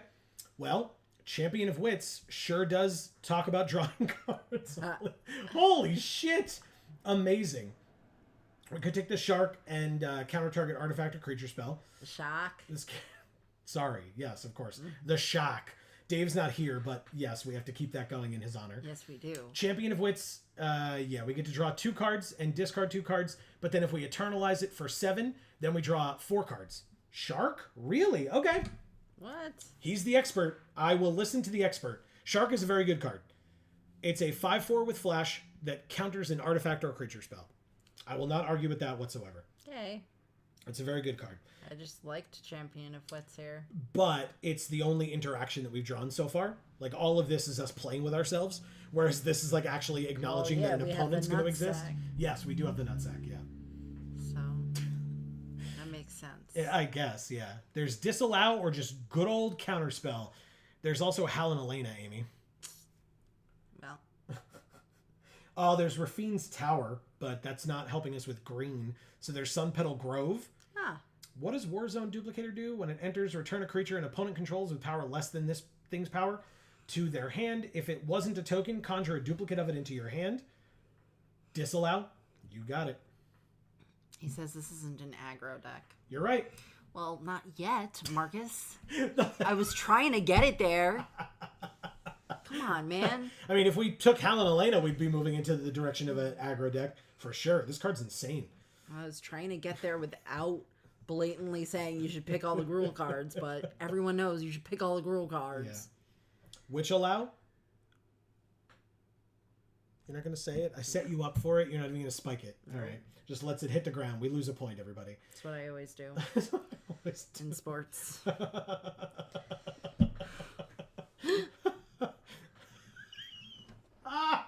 You were trying to ensure it loses? Boom! Oh. That's it, Marcus. You're out. That's hilarious. So there's Thirst, there's Valorous Stance, or there's Jetmir's Garden. It's probably Thirst, but I'll also wait for Marcus to weigh in as well. But I'll highlight Thirst. The Jetmir's Garden's so pretty. Headquarters or Thirst. What headquarters? What am I missing? Headquarters? Oh, I think he meant this. Because there's Spara's headquarters. Oh. But it's not that land. If it would be that land, that'd be fantastic. It isn't. It's just pretty. Yeah. Okay, so white, blue, green in some capacity. I mean, we could just take Time Warp. Yeah. There's Ether Channeler, which is also a very good card. Disdainful Stroke, not bad. Dauntless Bodyguard. Notably, also, a single white pip and a single green pip. Otherwise, we are mono blue. So, yeah, Time Warp is I mean, I don't know why this is still here. But we need the stroke for our nutsack. Really? I was making a joke, Marcus. Wow. Okay. All right, no judgments. I mean, I guess we're not in a deck that gets this back, so how does it help? But okay, all right. Fine. Again, Marcus is clearly better at decks like this than we are, as we saw last week. Spoilers, Marcus destroyed us last week. This is green, so we'll take the Seed Shark. Oh, the one with the teats. Yes, this is the one with the teats. Thank you, Amy. Extra turns with no creatures isn't helpful. Yeah, because you get in for some extra damage or make them sack all their creatures on the first attack and then, or, block and whatever, make bad trades and stuff. But yeah, so it's only Chrome Host, Seed Shark here, Vesuvian Mist. We don't have the black, so it's definitely the shark. Thank you, Marcus. Stroke overhand? Yeah. Disdainful Stroke. But if you're talking about the Hydroid Krasis, you stroke overhand. Oh. Neutralize or Hall of Storm Giants. I'm going to take a guess that Marcus will say Hall over Neutralize, but I'm ready either way. Neutralize is very good. It lets you cycle to draw. I like Hall, but I like it because of the art. Because it's gorgeous, and it's the prettiest foil I think I've ever seen. It is a very good foil. Very, very good. 2 seconds. Hopefully we picked the right thing. Hall is a second win con. Good. Good. Does this do anything? Make a monk that taps to add green, but this is early, so we're not really going to have that splash that early, I feel like. Put a counter on each of up to 2 target creatures. Whenever another creature enters under your control, you may pay X to put X counters on it. We don't have that many creatures, so it's probably just Impulse. Whenever an opponent casts a multicolored spell, you gain a life. So yeah, it's probably just Impulse. Again, we're mono blue at this point, basically. Yeah. Like, we're not really anything else. We'll take C double. It choose one. If an opponent has 8 or more cards in their graveyard, choose both. Copy a spell, choose new targets for the copy, or create a token that's a copy of target creature. So it could be one of your opponent's creatures, which is super helpful. Yeah. Okay. Good. We'll take C double. Be happy about that. Sorry, Vraska. Sorry, Amy, for not taking Vraska. What do you care about whenever you cast your next creature spell? No. Electrolyze or Rona. And since Rona can be untap her, whenever a source deals combat damage to her, yeah, it's probably that over Electrolyze. Because we can pay the black cost with 2 mana. We can take the Sun Petal Grove to help. Oh, that's either splash, I suppose. Yeah, that's great. Yeah, why not? Field. Did we do it? Did I do the wrong thing? I probably did the wrong thing. Sorry, Marcus. Arts, Amy, which do you like? That one. This one? Yes. Okay. All right. And we get Alrund. Sick. +1/+1 for each card in your hand and each foretold card you own in exile. There's also multiple choice. Ooh, it's probably multiple choice. This time we have more time, because once we get towards the end of the pack, the delay is a bit of a pain in the ass. And I have it on the least delay possible, I swear. I always do. But I will let Marcus let me know if it's Alrund / Haka or if it's multiple choice. I'm guessing multiple choice, but hopefully I'm right. We shall see. Hopefully I'm not blinded by the mythic and, whatever. A Gunjo. What? Interesting. Okay. It's our splash color, but also you can discard it to deal 4 damage to an attacking or blocking creature for 3, and it costs 1 less for each legendary creature we control. So if we have some, we can cast it for 2 or 1 instead. Okay. I got you, Marcus. All right, I'm gonna run up to the bathroom, and then I'll get some water on my way back. Cyclonic... Yes, that's fine. Cyclonic Rift is my guess. There's also Metamorph. There's obviously Ulamog as well, but I know that's not really what our deck is trying to do. There's the Triome, which does have our 2 splash colors that we're kind of looking at, basically. There's Hedron Archive, which helps us get up to, paying for the X's or the 5s or whatever. Rift. Okay. Yes. I got one right. Cyclonic Rift. I've heard this is a good card. I've heard that Commander players don't love when it gets played against them. And by against them, I mean in games that they're in, basically. That's really all it is. There's Wrath of God. That's my guess. There's also Gigan, aka Garuda. I mean, there's Shieldred, but that's not our deck, but still. Actually Giant? Oh no. But I took... Wrath. Okay. Good. Okay.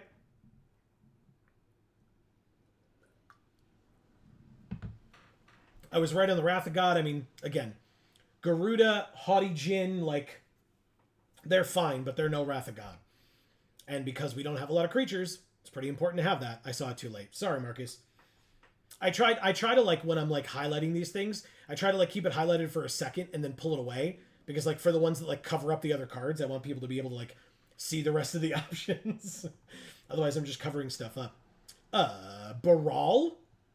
Baral seems good. There's Hangerback Walker. There's Godless Shrine, but there's Languish. But yeah, we're green-white. What am I talking about? Sorry. So yeah, I mean, Baral is my guess. Feels like it's Baral. I feel, and honestly, I feel like what else would it be if it's not Baral? Again, maybe Hangerback, but still. Oh yeah, not so big B. Yeah. Yeah, this is a good payoff for us. All right, let's go to the next pack immediately. No need to sit here and stare. Commit to Memory is a thing. Chart a Course. Good old Reflector Mage. Walker's a close second. Okay, good to know. Good to know.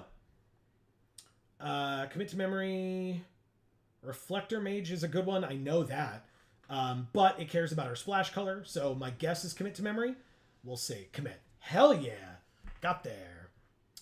Amy would say Huntmaster of the Fells or Chandra.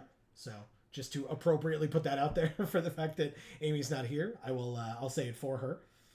All right, so we'll take Commit to Memory and move on. Next we have nothing. Cultivator's Caravan.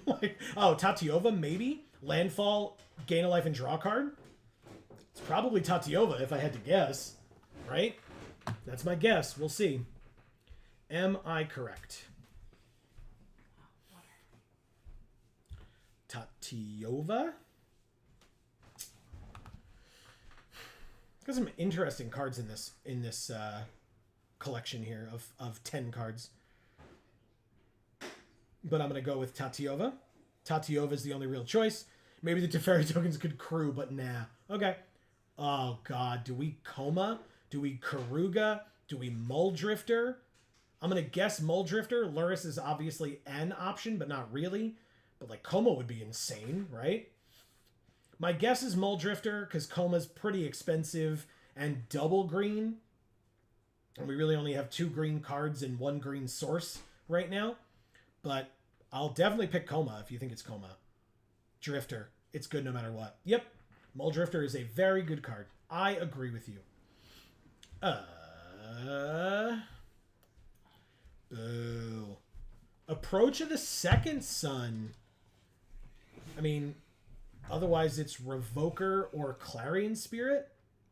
I'll take Approach. We have a lot of card draw, so that could be a good game ender. Muldrifter? Is that the guy with the... That's this thing. The fish.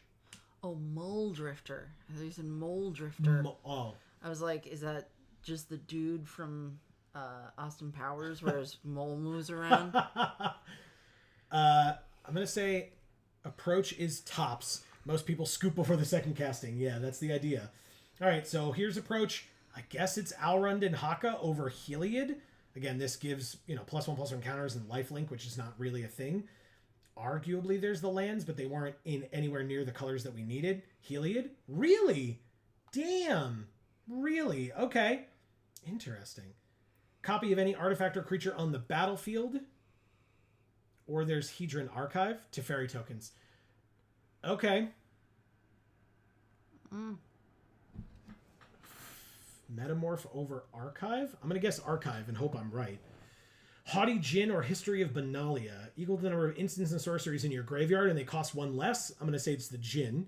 Metamorph? Damn it! I switched at the last second. I'm so bad at this. Djinn. Yes. Got there. Godless Shrine is the only thing that's close. So I'll take that for the sideboard, I guess. Reflector Mage over the Canal, because we're nowhere near red. There's Experimental Frenzy, but that was the last pick, so I'll take Reflector Mage. If we're cutting it, let me know, Marcus, and I'll just put it in the sideboard. Mage? I mean, yeah, it's gotta be. Sure, Siege Rhino has 2 of our splash colors and black. Put that in the sideboard. And Hellrider. Okay. Which means... What do you do?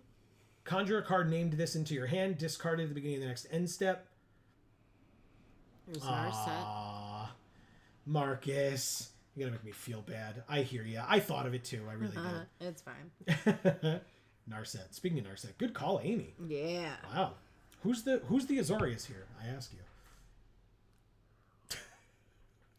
Marcus. Well, that's correct. I meant here. Who's the Azorius here? Or Spellquiller. I thought about Spellquiller. Hopefully this comes back. I think we're pretty solidly we're obviously pretty solidly in blue. Hopefully this comes back. Maybe it'll wheel. Who knows? Maybe we've done the right thing. Or Spell Queller. Yeah, that's this one. I was saying maybe hopefully it'll wheel because it's both colors. Monastery Mentor or Jin-Gitaxias or Lutri, I suppose. Chin-Gitaxias. There's also Flesh Gorger. I love you, Amy, but I don't have time. You have 38 seconds. I have time for your nonsense.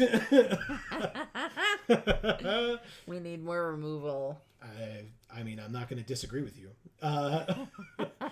Is it just Lutri here for double blue? Lutri? Yeah. I don't know. I'm going to take... It's Triome? Oh, God. I got there. Okay. It's got the white that we need. I like it. There's a lot in this pack, I feel like. Look at this Precursor Golem. It's cute. It actually is pretty cute. I'll give you that. It's pretty cute. Resto, Wandering Emperor, Spell Pierce, Breeding Pool. Oh, God. Oh, God, why?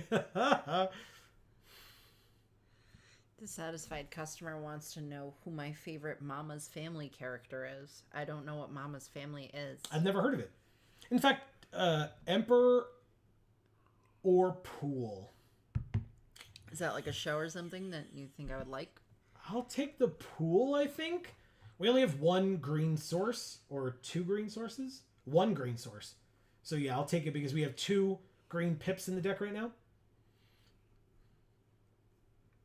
In fact, dissatisfied customer, that's a fair question. Are you Emperor is removal? Well, Memory Deluge, not Ranger, not Usher, not Savior. Not the heart thing? Which heart thing? Cold Steel Heart? It taps for mana. Deluge. Yeah, Memory Deluge. Dissatisfied customer, that's a fair question. Are you located in the States? Because if sometimes, like we were talking to C. Holland last week about a show that we watched and he wasn't able to see it, so. Oh, yeah, I look like Bubba.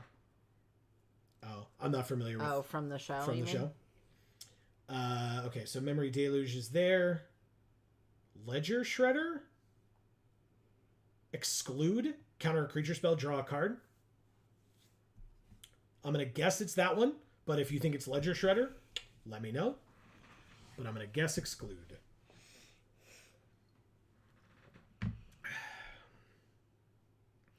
There will be green in the... There will not. There will not be green in the final version of this deck.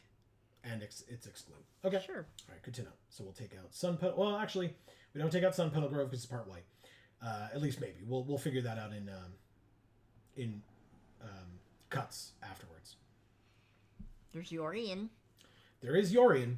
Oh, but there's Kefnet too. And Baral's Expertise? Oh. Holy shit. Oh, no. Oh, no. It's Kefnet. Okay, good. See, and I'm like, every time Yorion's here, Marcus is like, Yorion! So I was like so ready to pick Yorion there. Me too. Me too. Snapcaster Mage, Marcus. All right, fine. We're doing it this time. There's also Nightclub Bouncer. What the hell do you do? Return a non-land permanent an opponent controls to its owner's hand. It perpetually gains that it costs 2 more. Touch. Touch the Spirit Realm. We need removal. Wow. You got Okay. it. You're telling us not to take Snapcaster Mage, even though you suggested it for a deck with no blue in it. I think he might have just been pointing out that it was there. Well, I'm pointing out. Aw, gross Finish. Spiral. Alright, so Kiora, I guess? because it can be mono blue. Untap a permanent so we could like ramp.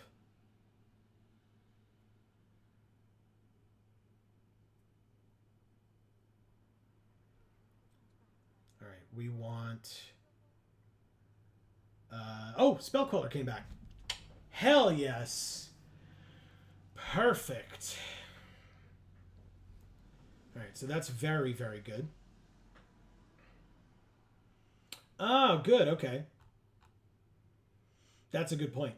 That's a very good point. So we have the Voracious Great Shark. Jin Gataxius or a Monastery Mentor? I knew there was going to be stuff coming back out of here. You don't do anything, do you? Copy that spell whenever you cast an artifact, instant, or sorcery. But he's very expensive. Oh no. Jin or Mentor? I'm going to guess Mentor. I hope I'm right, man. Resto or Spell Pierce? Again, I'll guess Spell Pierce.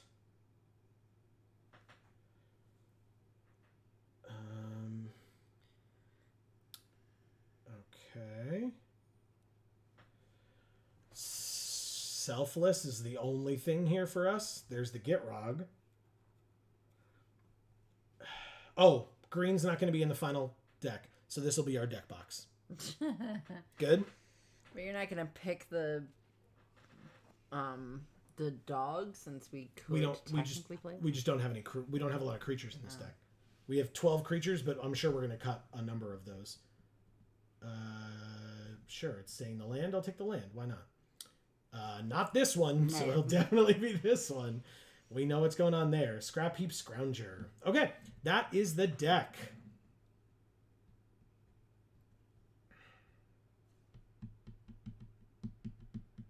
Okay. Well, let's see what we... Oh, okay, we only need 7 cuts. Very cool.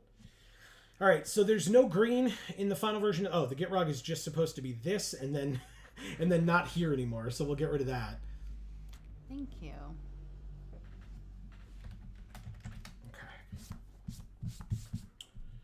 Okay. All right. Good, good, good.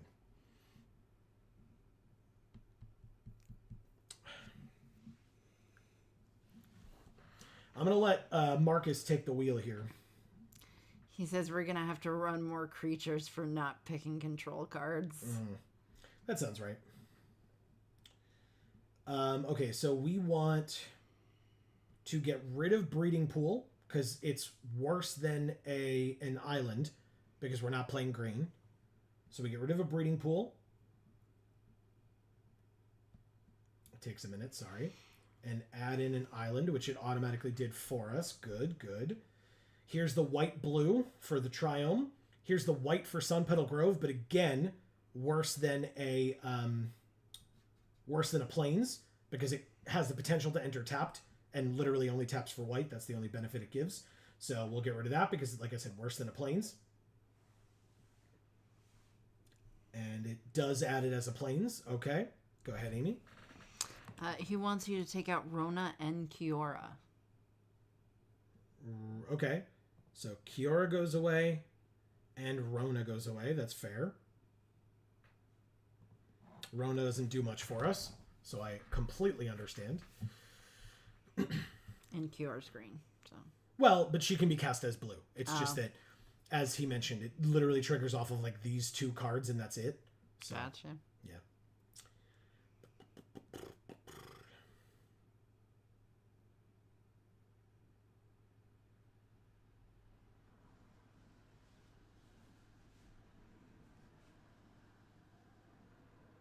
Okay, what else we got?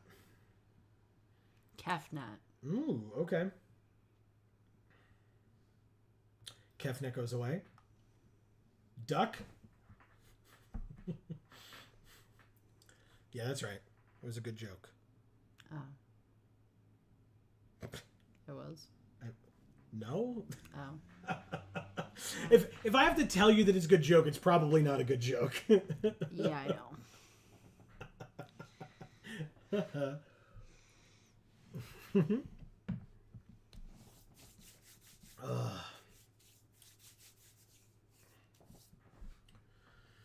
Okay. Let's see.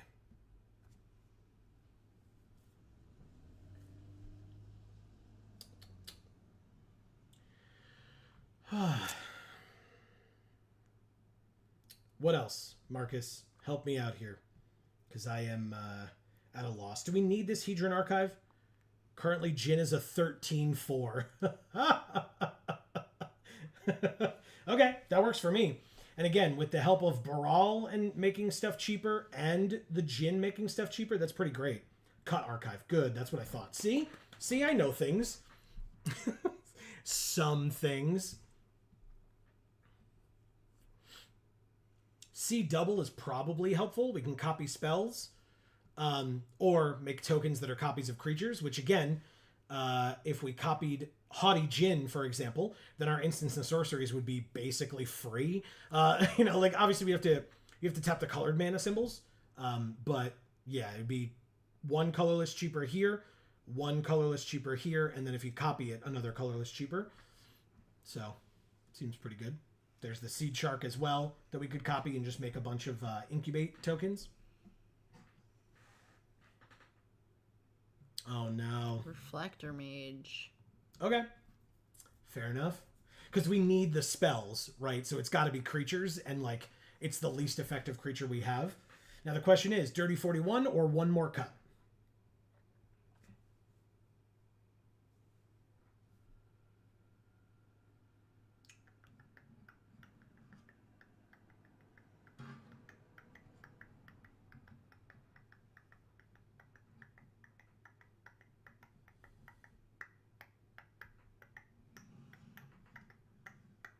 Okay, so dissatisfied customer, you think cut one more card? Which one?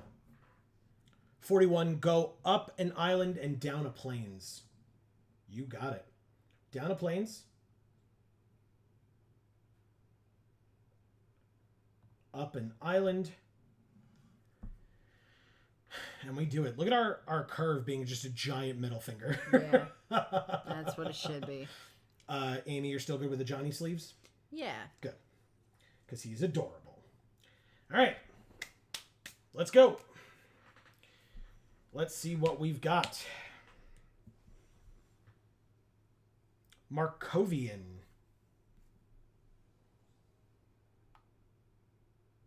Or Markov Ian, I guess.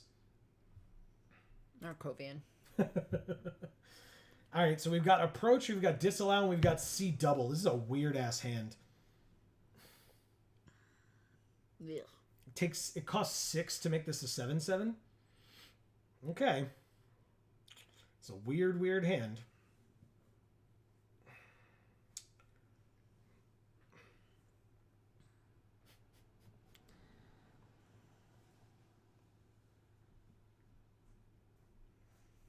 Marcus says goal. Dig, like that Mudvayne song. Dig. Because we're digging for land and then approach, basically. Oh, we can play Haughty Jin. It's an 0/4 flyer. Or we could just keep up disallow.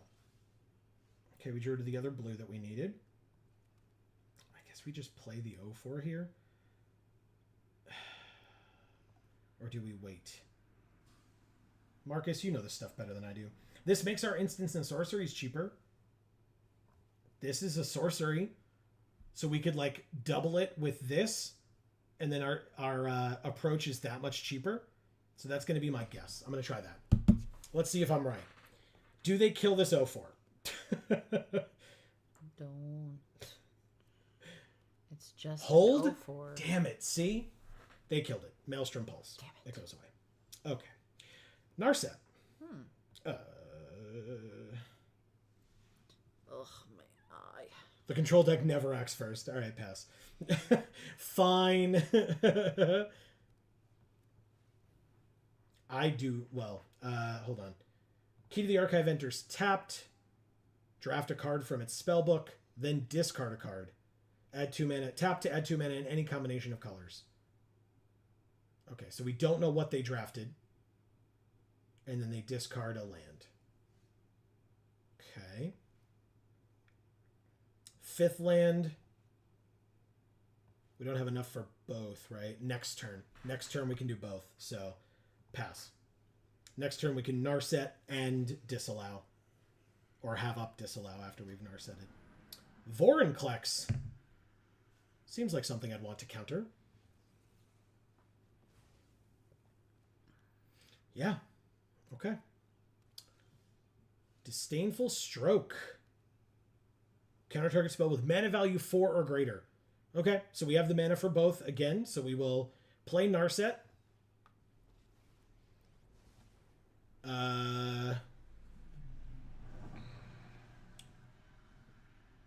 Non-creature, non-land would be approach. 1, 2, 3, 4, 5, 6.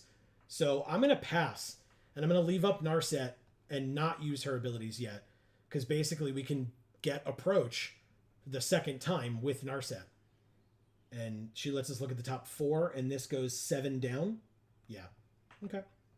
If they kill her, they kill her, but we still have Disdainful Stroke if we need it. Lily gets through. Mill 2 and return a creature from your graveyard to your hand. Nope, they just plus her up. And then, what does this do? Sack a land, conjure 2 cards named Mishra's Foundry onto the battlefield tapped. I'll counter that. Okay. Chrome Host Seed Shark.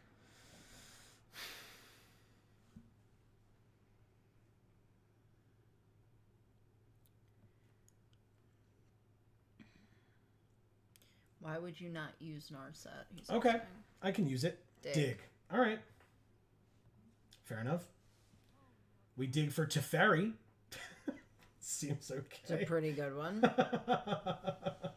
Seems okay. Let's make the 2/2. And pass. All right. Seems pretty damn good with what's on their field. Yeah, -2, -1 doesn't kill the token, so we're okay. Mirari's Wake, good card for them, but I'm okay. 3 mana left on their side. Oh, which means 6 mana left on their side. Okay, a little scarier. Electrolyze, 2 damage, kills Teferi. Narset does not let them draw cards, though. Good old Narset.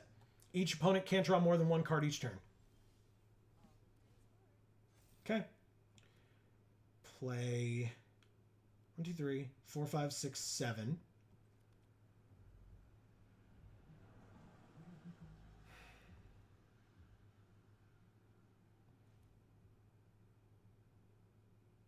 We approach.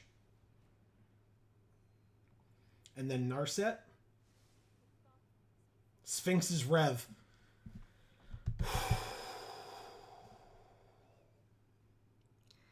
Control decks are not proactive. That Teferi play should have come a turn later with Stroke backup. Okay. Good to know. Emrakul. Oh. Oh. Oh. Oh.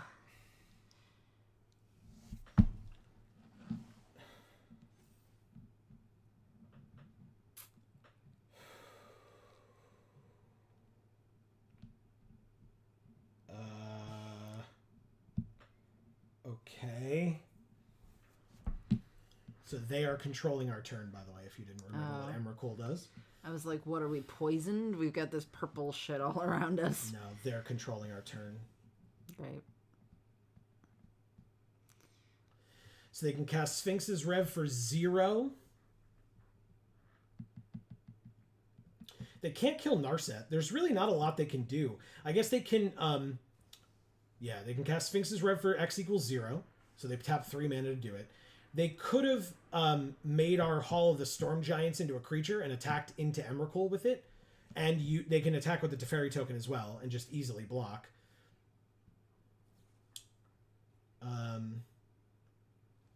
They're creating a token that's a copy of the creature, but they can't attack with it, so they just left us that creature behind. That's cool. I appreciate that.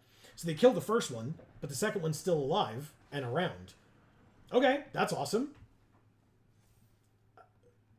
Cool. I guess. I mean, they know this card exists. I'll keep up the patented Geek for All Handland.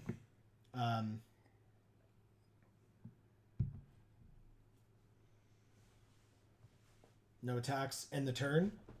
Do we win? They have to kill us this turn or we cast Approach again.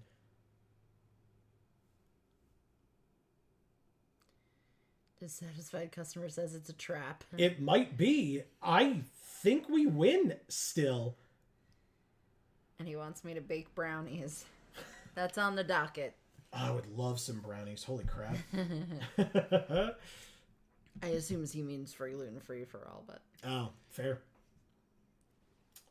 Mill 2. Return a creature from your graveyard to your hand. And they choose Vorinclex.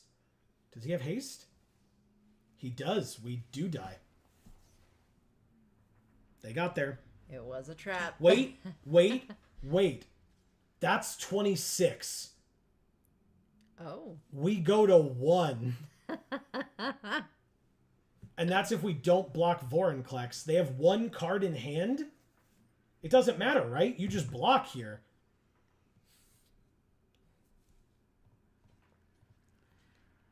Yeah. Here we just block to block as much damage as possible because Approach helps us win next turn. Okay. We don't go to 1, we go to 8. There was a possibility they have red mana. They could have had burn damage. Instead, they had Huntmaster of the Fells. And we win. Okay.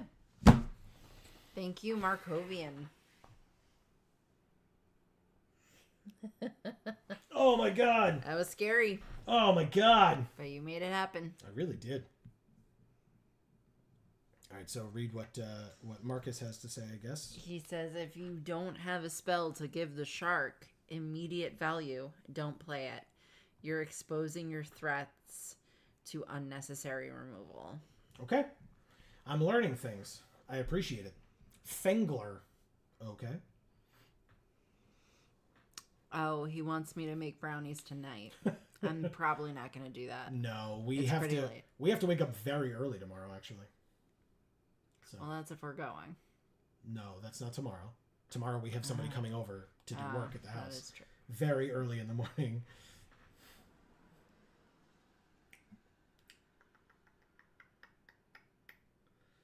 Okay. Seems like a fine hand. Disdainful Stroke only does things with mana value 4 or greater. So on turn 3, we should still be able to play Narset. Or the Mentor. But Marcus, you tell me. Or Spellqueller. Oh, but Spellqueller has to exile a thing, so never mind. But yeah, you tell me if it's Mentor or if it's Narset first. I know how it feels. Playing Control is scary. Believe in the heart of the cards. I got you. This isn't Yu-Gi-Oh! Marcus, get out. Oh, actually, now we can't because we weren't on the play. So on turn 3, we can't play either of these because we need to keep up Disdainful Stroke for their turn 4. Never mind. Ignore me. They got a land. Selfless Spirit. Okay. Obviously, you know I'm kidding, Marcus. I don't want you to get out. Oh, I guess we play Haka here. Hakalugi. What is nice? What does Haka do? Whenever it deals combat damage to a player, return it to its owner's hand, then scry 2. It's literally the only card we can play. Alrund costs 5. Do we just wait on 5? Narset first. Sorry, you can Go do it. ahead. Sorry. Narset first. Mentor can run away from the game. Or with the game. Alright. So they have a Selfless Spirit. I guess I'm supposed to just chill. Instead of freaking out and just pass. I don't see them having a 4th land this turn for Disdainful Stroke, but that doesn't necessarily mean we drop Haka on the field. But it could be a good blocker for their 2-1, and it could be a sponge for some removal. We'll see if that's the right play. You tell me, but that's my thought process. Dissatisfied customer thinks that the dude's gonna cancel, so we have time. We'll find out. He better not fucking cancel, because we'll have an issue.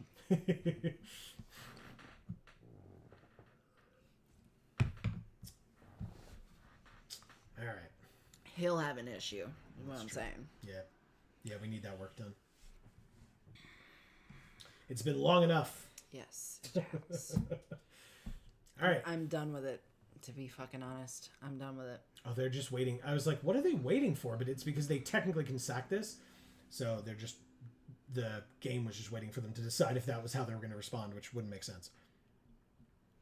How can make sense here? While our main goal is to dig, not taking early damage is good too. Thank you, Marcus. I appreciate it. And I'm glad that I got it right. Reflector Mage bouncing it is definitely a thing, but it does allow Alrund to be pretty cool. So we can't play it this turn, right? Okay, that's fine. They took our Reflector Mage, Marcus, when we took it out. They took it from us. All right, so now we can pass. That stick is more likely the ability to of Selfless Spirit. Yeah. Sack it. Creatures you control gain indestructible until end of turn. Yeah. All right. Let's end the turn because we can basically, honestly, if the first spell they play with mana value 4 or less, I guess we can Spell Queller or we could Disdainful Stroke. But all right, let's go like that. They're just attacking. I'll take it. I go to 14. And they play Oracle of Moldiah. Ah. I guess I just Disdainful Stroke it. Seems better than Spell Queller here. Just fully counter the Oracle. Goodbye. I don't need them ramping into other nonsense. Fourth land means Baral makes instants and sorceries cheaper, which would be Sphinx's Rev. But we could Baral and...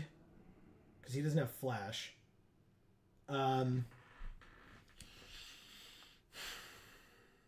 Interesting. Or do we flash in Spell Queller and block?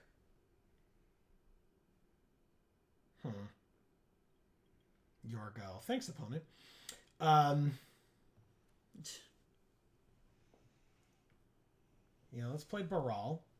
I had to sit here while you realized that your fucking Selfless Spirit ability was asking you if you wanted to activate it, but yes, it's my go. Thanks. Fuck yourself. Oh, god damn it, every time. All right, fine.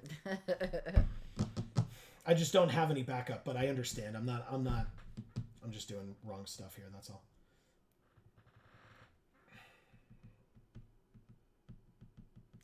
Look at the snowy tree. I know, it's cool, right? Yeah. It's gonna throw a snowball at us. You ready? Yeah. That's not at us. It's a Baral. Baral. Yeah. I don't care. I don't care. Baral can take it. They're playing something, or they're not. They are. Oh. Okay. It's Teferi. I guess I hold. Pass.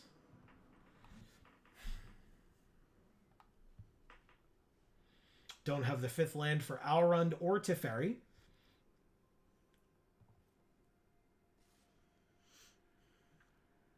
Pooing at the gas station sucks. Well, yeah. I can imagine. That's the type of thing that you do when you have to. Literally have to. And so it definitely sucks, but it's necessary. Nothing else. Yeah. All right. They have like 1 million mana here. Do I take 5 and go to 4? Yeah, I think I do. Let's hope they don't play something for 5. Or 6. Hopefully I can Spell Queller it.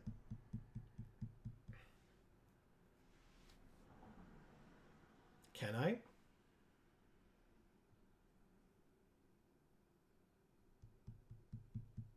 They know it's blatant counterspell mana. Nope. They played something for 7. And even if it doesn't count the Phyrexian mana, it's still 5, which I can't Spell Queller either. Okay, that really sucks.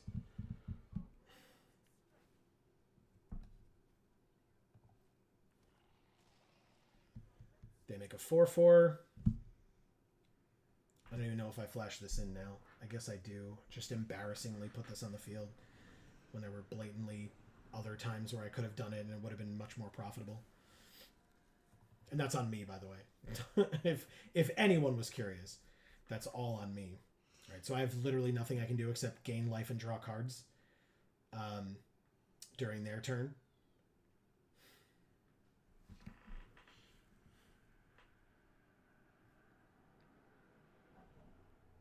Alrund would be a 5/5. Sure. He's probably going to die, but I'll put a blocker on the field. Why not? All right. No attacks, obviously. I don't know why I was like zoned out and not actually thinking about whether I was going to attack there. That'd be ridiculous.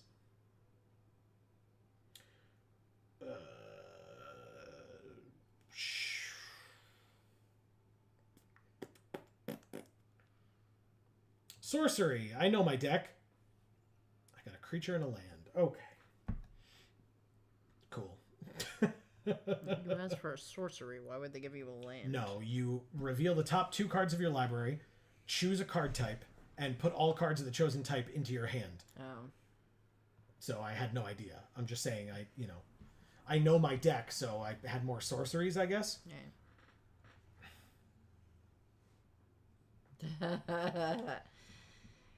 Yes, Greg, we know. Greg gets to call me out. I didn't know there was Cube until I turned on Arena tonight, so I probably should have known, but Sun Titan. Ah. Oh, they Shit. get back nothing with it, though. That's good to know. They also really can't profitably attack here, especially since they're tapped out with 1 card in hand, so they don't. That's a good sign. I like that. 6 mana.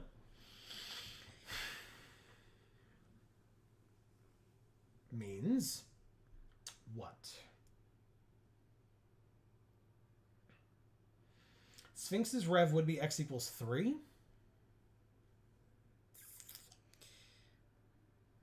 He says it looks like we're playing blue-white control. We're trying. I am a very bad blue-white control pilot, so we're trying to play blue-white control. I'm just very bad at it. I'm gonna choose land, because it's me. Of course there's no land. And now Approach of the Second Sun and Haughty Jin are at the bottom. Fuck.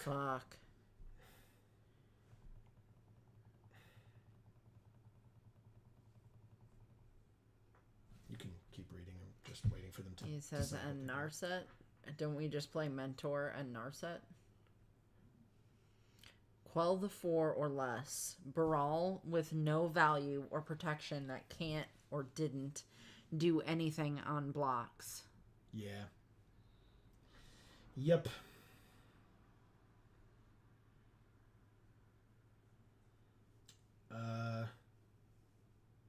Pass to attackers.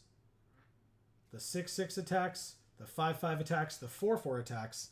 And that's it. Do we have sweepers? We have a Wrath of God. It's in there somewhere. We have a Cyclonic Rift as well. Diamaz is here saying F. I don't think we're dead yet, but that's still fair. X equals 3 on this. 1, 2, 3. Good to see you, Diamaz. Correct. Agreed. Have you been? So I gain 3, go to 7, draw 3. 2 of them were land. We now have a 7/7 to block their stupid Sun Titan with. Glad to be here, and hey there. Now we can either go to 2 or to 3. And I guess I don't see a need to block the lesser one instead of the bigger one. So we'll do that and see what happens. I've been having TTRPG games around this time, so it's hard to watch lives. Totally understand. Yeah.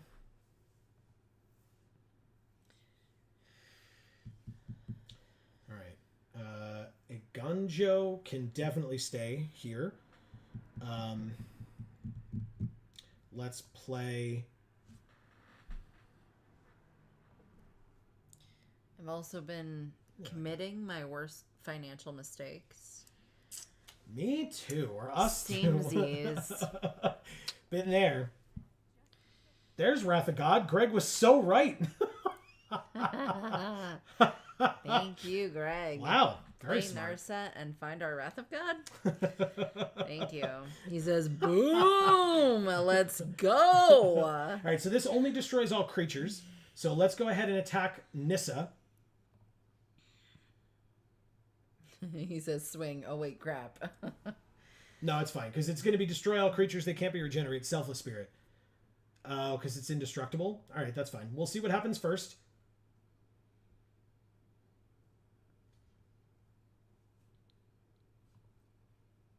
Wrath of God. I love that, says DMS. All right, so this is a sorcery. We have to try this. It's kind of our only thing that we can do.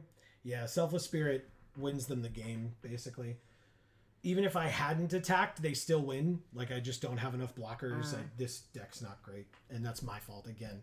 Not Marcus's. Because Marcus would know what he was doing, and I don't. So, it's fine. They're not going to... Yeah, they're not going to miss it. No, it's sitting right there. So, okay, cool. Thank you, Fengler. Okay, anyway. Now we can go to bed. Oh, my God. I will finish this... I don't know if this is around next week. If it is, I guess we can keep trying to play this deck next week. But yeah, I'm just bad at it. I'm sorry, Marcus, because you tried to help us make a really cool deck, and I'm just bad at it. So Damn, that Selfless Spirit was a big F. yeah, yep, it happens. Not a big deal. We will, we'll do what we got to do.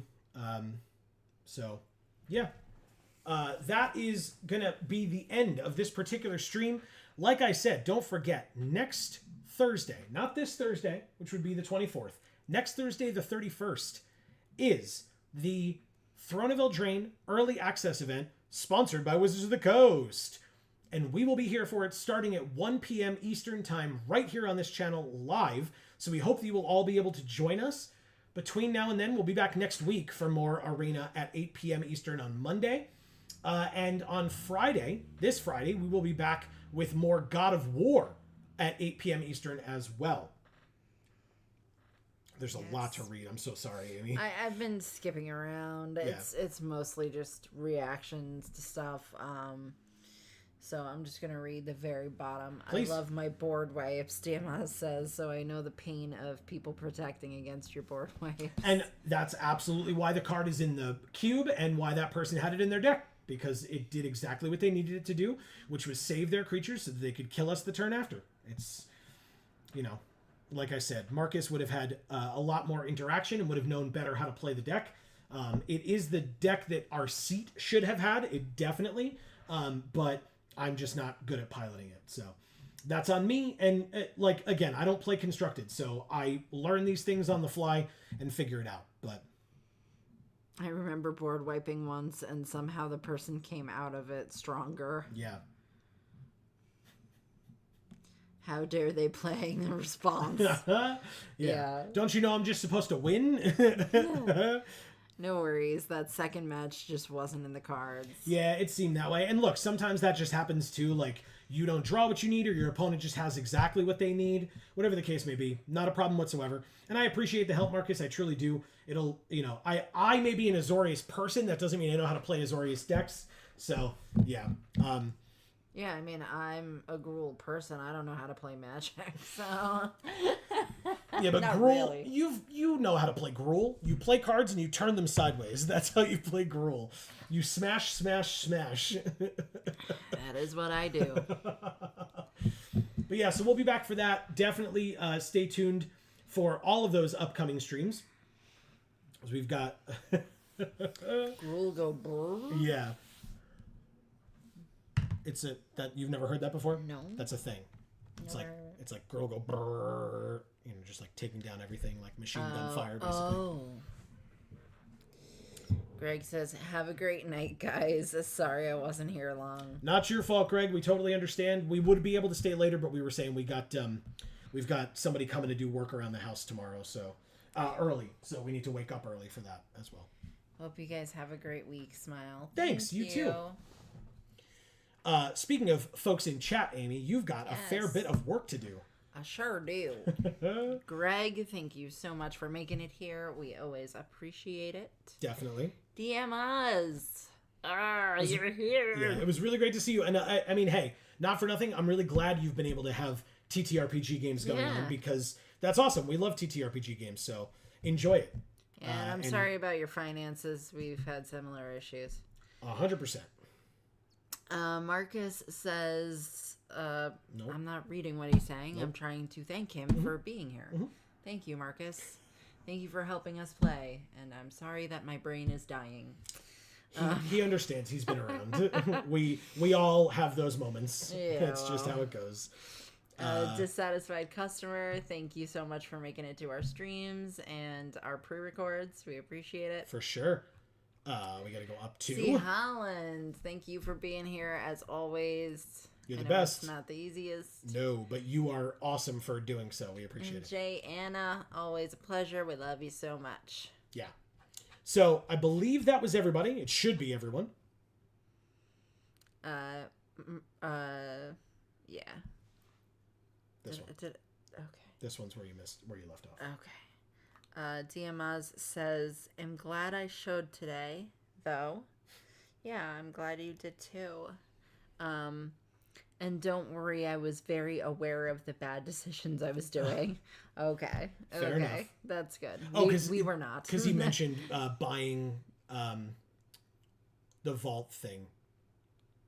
The secret layer. Oh, I must have missed some that. secret layer. Okay. Sorry. Okay, yeah. We bought a house. We sure did. Marcus says, when finishing the draft, cut all runs and add a planes. Which I'm doing right now because I know what I'm doing. Thank you, Marcus. Appreciate it as always. Okay, perfect. So, as I said, that is going to be the end. Hopefully, we will see you all on Friday for more God of War. If you are only here for Magic stuff, no worries whatsoever. We'll be back, as I said, next Monday and next Friday for more Magic the Gathering Arena. On Monday, we'll be doing more Cube if it's here, or whatever the most prevalent draft format happens to be at the time. Maybe, Greg, I will get my thumbnails correct. Maybe I won't. Who knows? It's a mystery. But and then, as I said, we'll be back on Thursday for the early access stream. Thank you to Wizards for the opportunity to do that. It's going to be great. I hopefully get earlier next time. Haha. Next time, I would love to know what you two think of the current lore.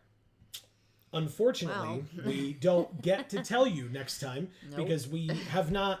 with buying the house, and if you can tell by the deplorable nature of the cleanliness or lack thereof of what is behind us, we are still putting things together, including our filming space. So until we do that, we are not current on the lore. We want to be, don't get me wrong, but no spoilers, please. We are going to follow up on the lore as soon as we possibly can. Yeah, we're very behind on it, but we're getting on it, and we're gonna hopefully ride it on through and get current eventually. We're trying our damnedest. Oh, sorry, that's very understandable. No need to apologize. I appreciate that our loyal viewers and our returning viewers would think to come and ask us about the current lore, because it means that you understand the things that we like and that we are about. And so don't ever apologize for knowing the things that we like to film. And asking us about it. Exactly, for sure. It's just that our current circumstances haven't really allowed us to do it. But as we said, we are working our damnedest to get back to it. And it's good to know that there are still people who care and are interested, despite the fact that there has been so much of a gap since the last time that we've done it. So. Yes, so it's nice to know that us putting those videos out going forward, hopefully they will get watched. Fingers crossed. We appreciate y'all. Exactly. Definitely. Okay. Marcus says white heart, blue heart, green heart. You missed the one above it. That's what I was... Oh. And Diamond says, I didn't notice the background. Haha, good luck in getting things together, though. Thank you. We need the luck for sure. So I appreciate it greatly. Yeah. I know you do as well. Yes. So yeah, we will be back, as I said, we'll be back on Friday, and then on Monday, and then on Thursday. We won't be back Friday next week, but we'll talk about that more in the coming streams. But because we have pre-release with Greg and the lovely folks over at Champion next week. So stay tuned for that as well. But for now, between now and the next time that we see you, whenever that happens to be, please continue to stay safe and happy and healthy. That is to you and yours super important. And for now, from us here at the Geek for All family of channels, I have been Joe. And I'm Amy. And as we always say, in whichever video or stream of ours you watch next, we will see you all next time. Thanks, everybody.